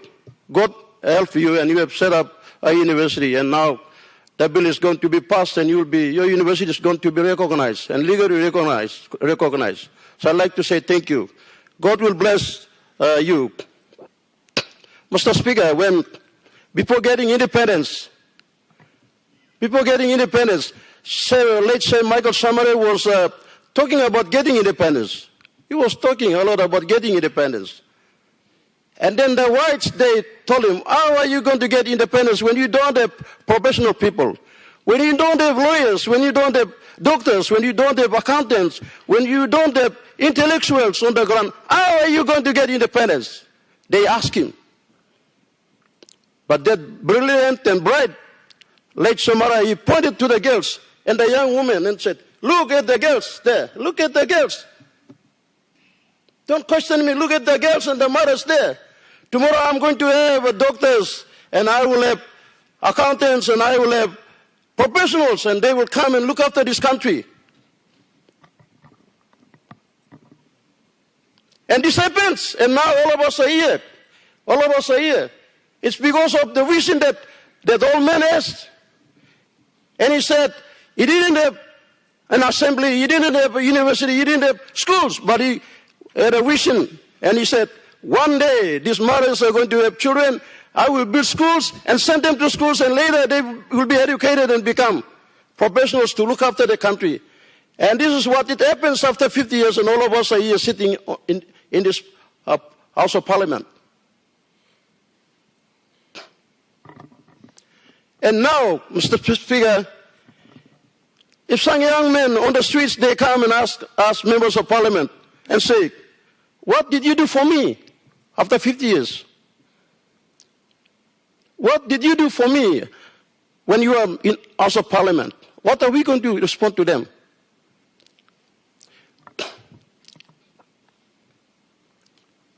I'm happy that we are passing an important bill that the Minister for Higher Education, my brother, you are doing a great job. You are setting a foundation for this country. You are setting a foundation for this country. Now, the government is implementing 166. And I think this year, 6 points implementing 166. And I think by 2028, there will be some hundreds and thousands of students coming out from grade 12. And now we have around 15 to 16,000, 30,000 students coming out, but 15,000 and a given space, and I heard that you are creating another 5,000 space. But there are more students will be on the street. But when we implement 166 by 2028, I think how many hundreds and thousands of students coming out. And all of them, they want to go to university. They want to go to some tertiary institutions. And now that's it. We will include some private universities like IBS so that they can carry the burden of this country. And Mr. Speaker, I want to say thank you to this government, Marabe Rosso government, for having a vision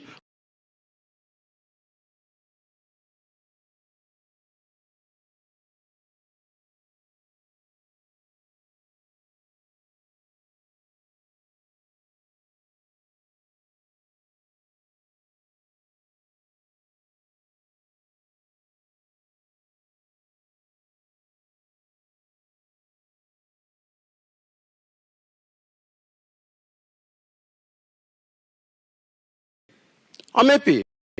And I'd like to say thank you, Marabe Rosso government, for having a vision for this country. Our country must have a population full of educated people. I think if we know that having educated people, I think and foreigners will come and take over our country. And this country needs to build many schools. Build many schools from preschool to primary school and also up to university.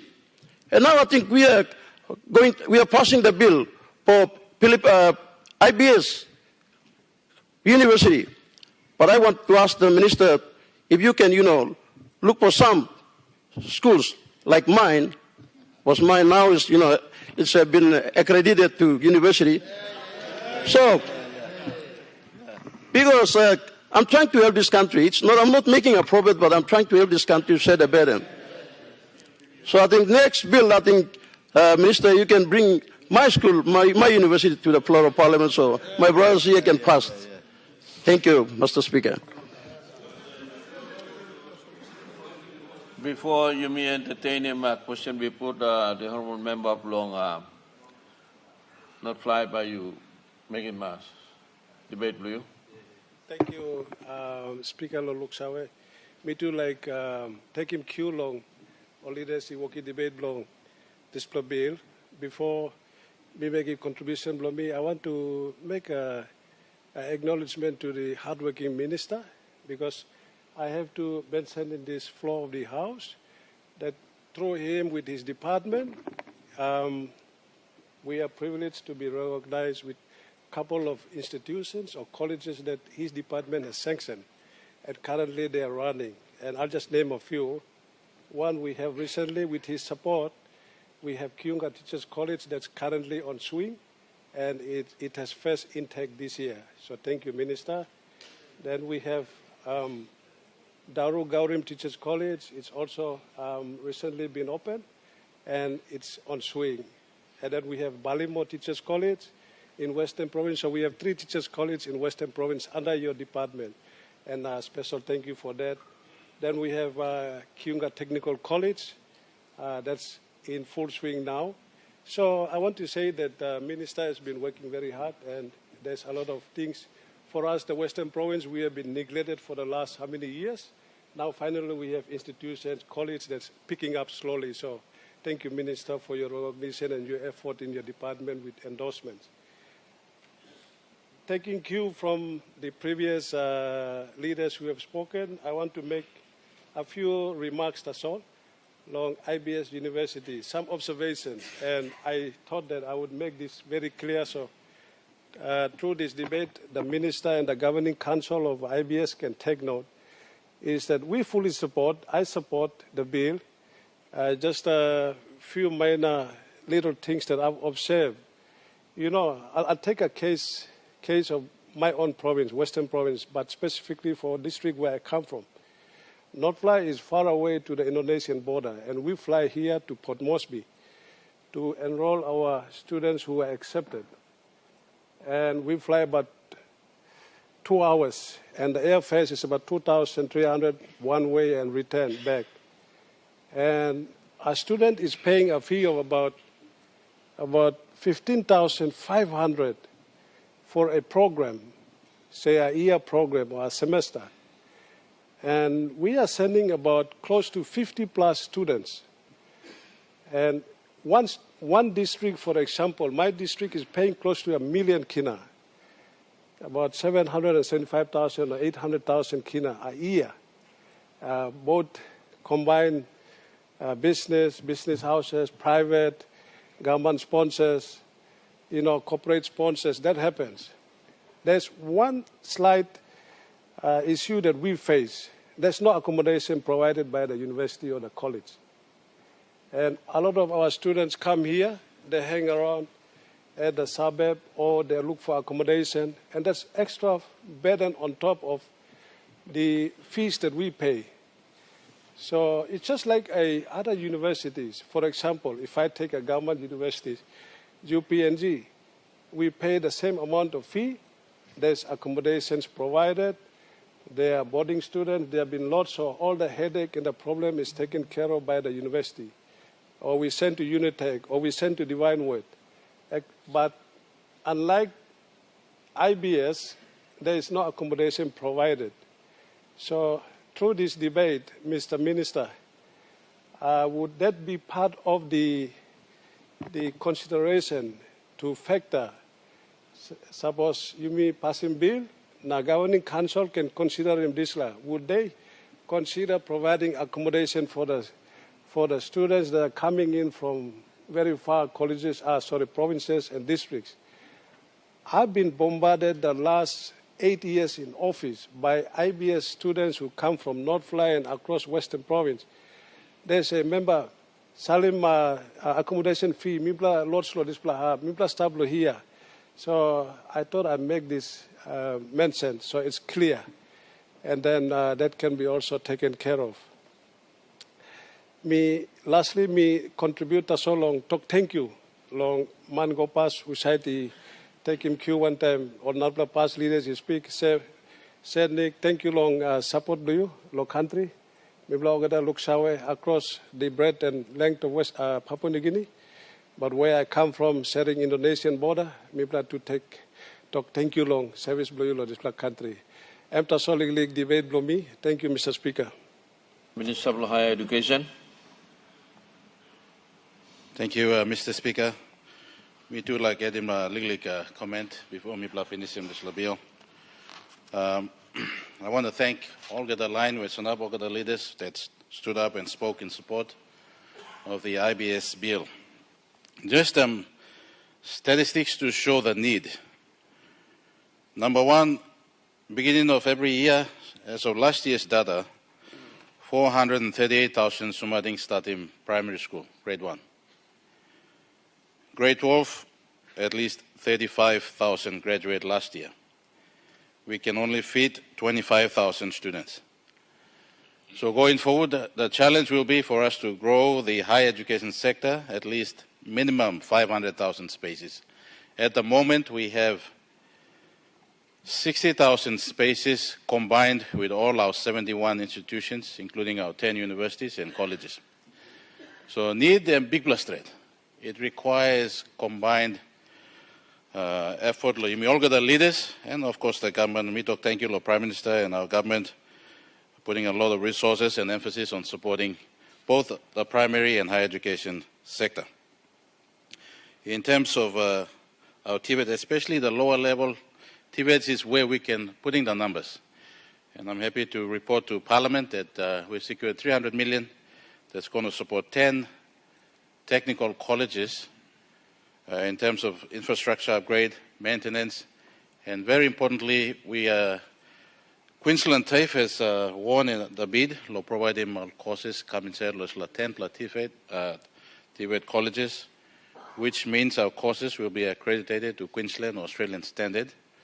So Mangi graduate Lolisla colleges will be able to work in Australia or New Zealand or anywhere else in the world, given that accreditation. So yes, while we're putting emphasis on higher education in terms of universities, we are also putting a lot of emphasis on the TVET spaces. So plenty way no nab local universities, you still can go to colleges and universities. One of the fastest and easiest approach, and I thank the Governor for your comment, is through online learning. And since I became minister, I've been pushing all our universities and colleges to go online. Online is the way to go. I give you some examples.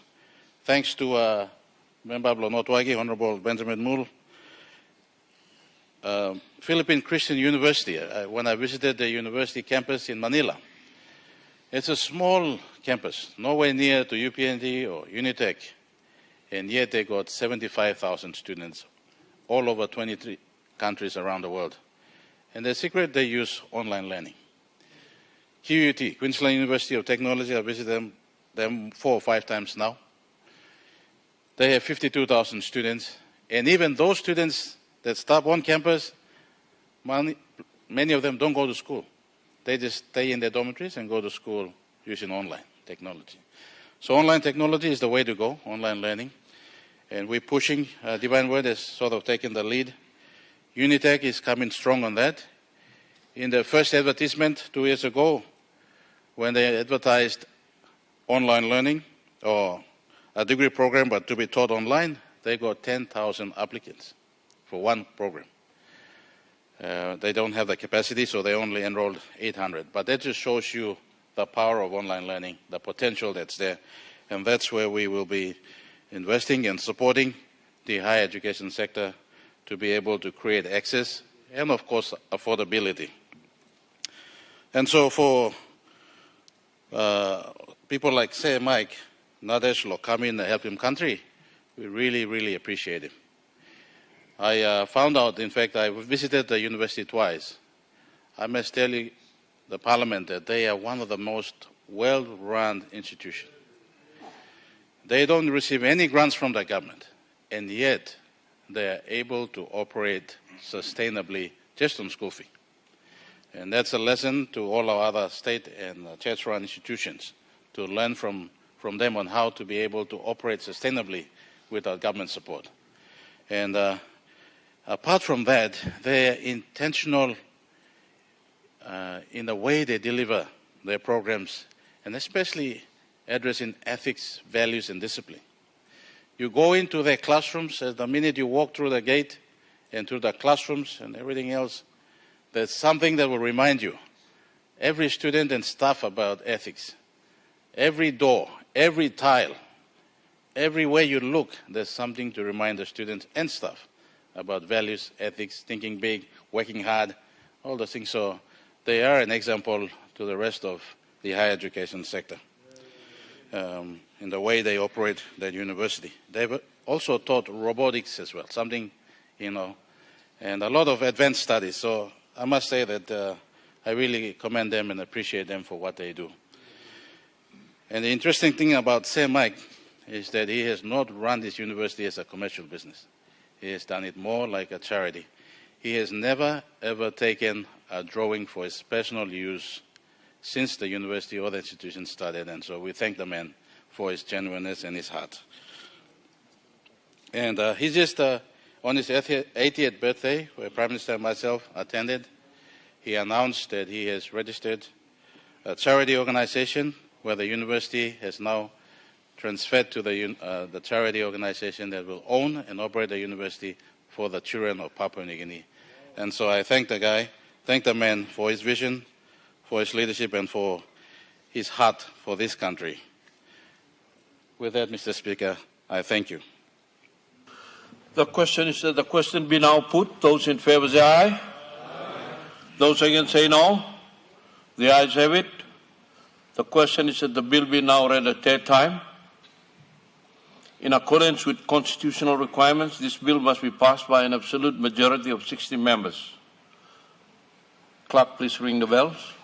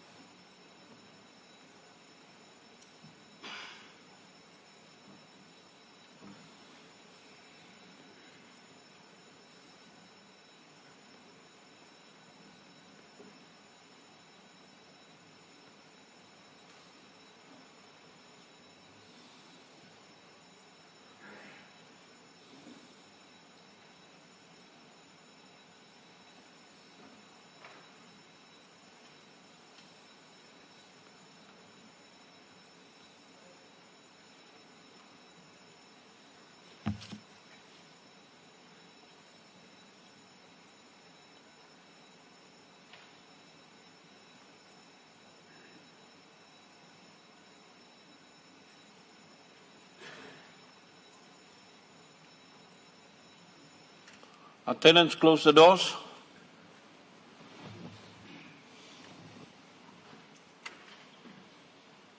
The question is that the bill be now read a third time. Would those in favor please stand?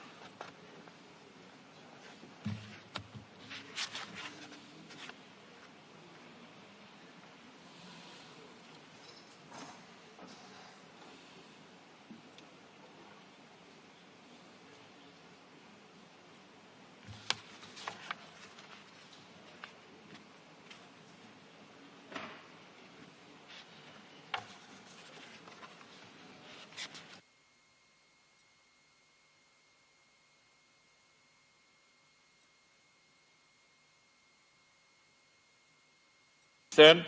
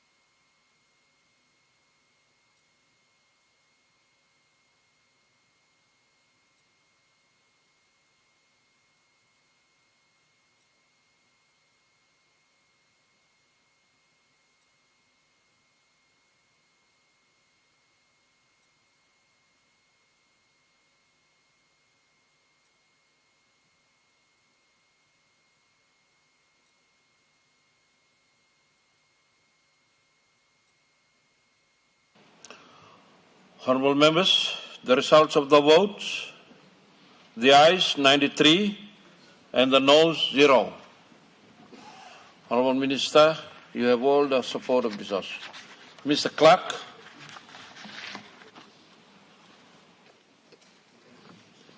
Third reading. The bill for an act to provide for the establishment of a university to be known as the IBS University and for related purposes. Thank you. Thank you.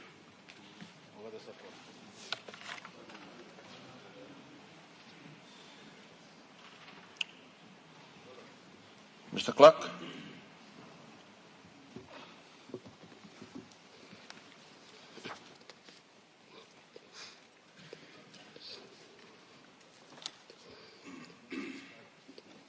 Order of the day number 164. Constitutional Amendment, General Provisions for Constitutional Office Holders, Law 2025. Minister for Justice and Attorney General, third reading, second required opportunity for debate, and second vote from 26 November 2025.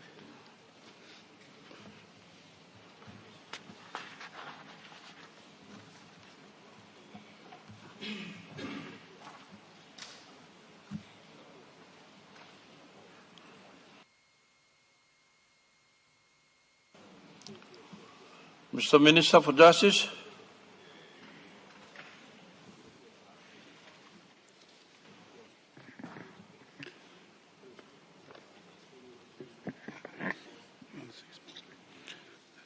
Mr. Speaker, in accordance with Standing Order 222F, I move that the proposed law to now be read a third time and commence the second required opportunity for debate. Make your speech.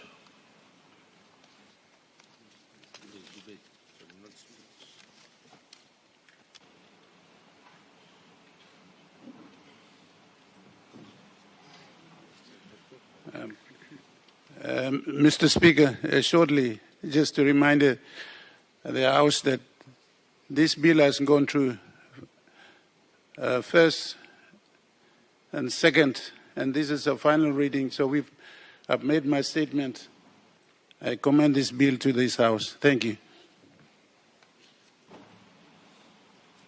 Honourable members, the Parliament will now vote. Clerk, please ring the bell.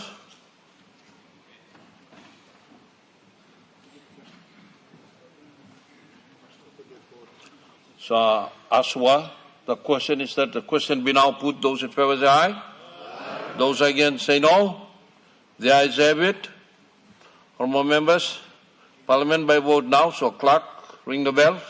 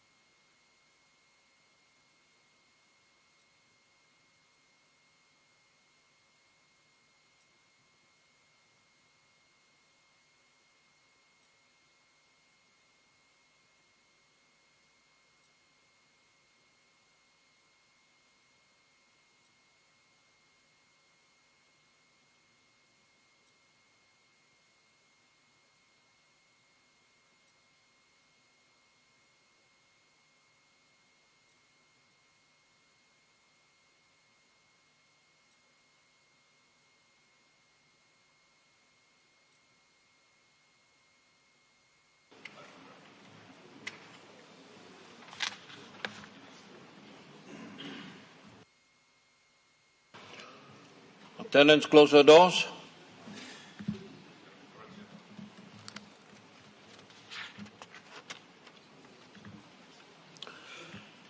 The question is that the proposed law without amendments be now agreed to. Those in favor, please stand.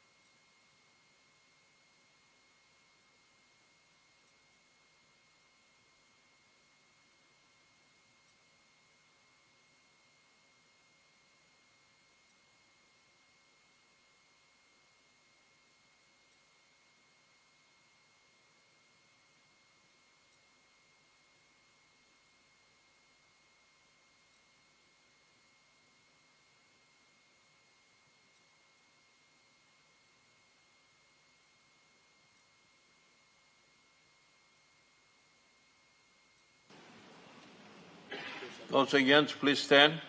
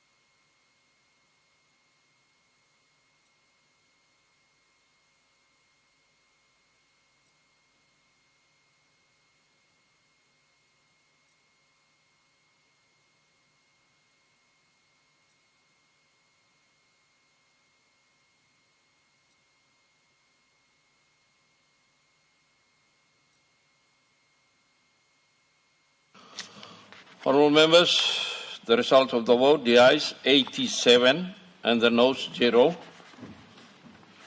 Mr. Clerk.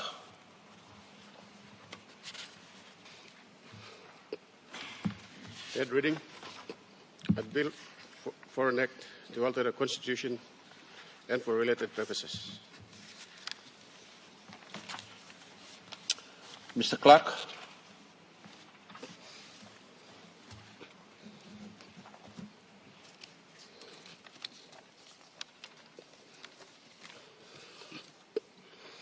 Order of the day, number 165, Organic Law on the Employment of Judges, 2025, Minister for Justice and Attorney General. Third reading, second required opportunity for debate and second vote from 26 November 2025.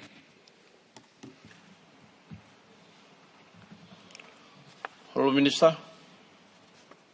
Mr. Speaker, I thank the honourable members for passing the constitutional amendments. Now the organic law.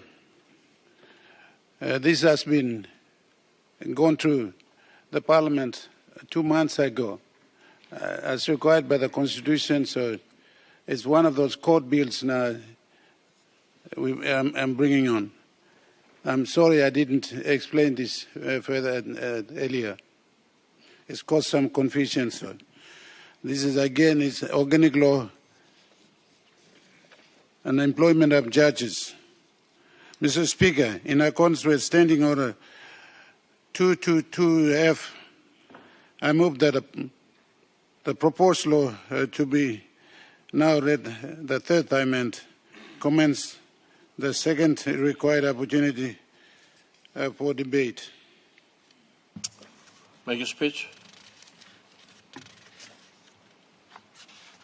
Okay. Honourable Member Lomadang. Thank you, Mr. Deputy Speaker. Mr. Speaker. Honourable Member Lomadang. Yes. Mr. Speaker, not Sorry, Mr. Deputy Speaker. Mr. Speaker.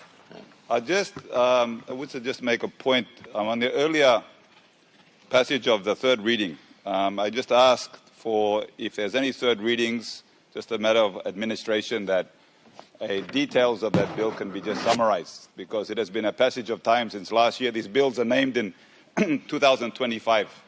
And without a speech, some of us are not entirely clear. On the earlier third reading, I had the benefit of being given a one-page, so I know the details of the earlier third reading that we voted on. So I don't really to contribute to the debate, but just to make a point that if the minister or any other minister wishes to give a third reading, if they can just bring a short summary in brief so the members are clear of what we are voting on. Thank you. The question is that the question be now put. Those in favour say aye. Aye. Those against say no. The ayes have it. Honourable members, as this is the second vote, the Constitution requires that the vote must be recorded, and that in order for the proposed law to pass, it must also be supported by a two-thirds absolute majority of 79 votes. So, honourable members, the Parliament will now vote. Clerk, please ring the bells.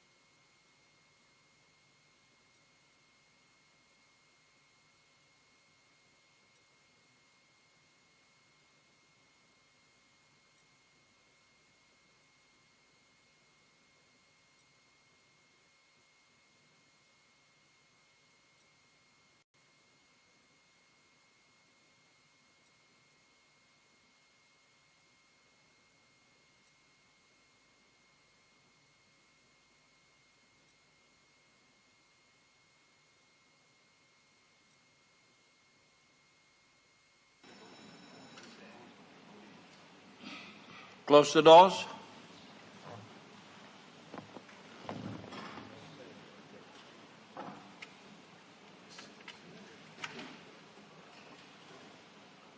All members, the question is that the proposed law without amendments be now agreed to.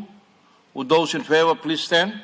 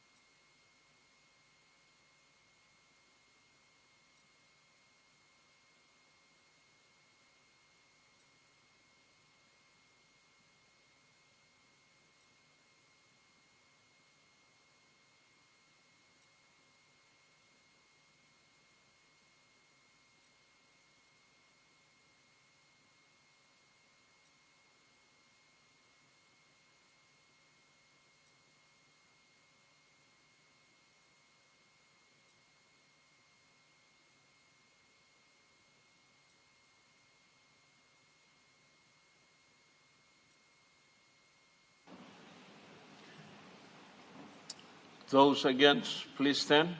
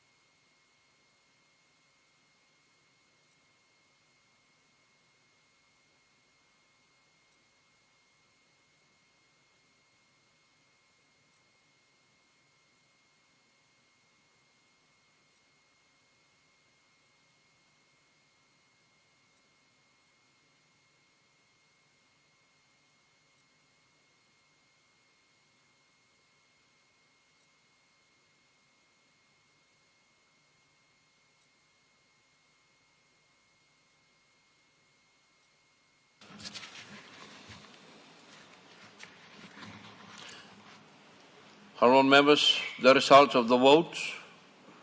The ayes 87 and the noes 0. Mr. Clerk. Third reading. A proposed law A to implement sections 165, 167, 168, 169, 3A and 170 of the Constitution, and B, repeal and replace the organic law on the terms and conditions of employment of judges 1972 and for related purposes. Mr. Minister. Mr. Speaker, may like take this opportunity to thank you, the Prime Minister, Deputy Prime Minister, Opposition Leader, Deputy Opposition Leader, members of the both sides of the House, thank you. God bless you for what you are doing. You're standing up for what is right. The Constitution, the amendments has gone through. Major amendments have gone through. I have 6 other legislations to bring on. After this has been certified, these 2 legislations being certified, then we will bring 6 more enabling legislations which will make the Court of Appeal, High Court operational, which means it will take place after this has been certified. With this, Mr. Speaker, thank you very much. Leader of Government Business.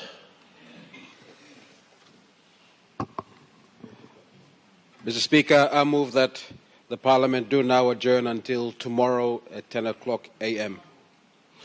The question is that the motion be agreed to. Those in favor say aye. Aye. Those against say no. Honourable members, Parliament is now adjourned to 10 o'clock tomorrow morning.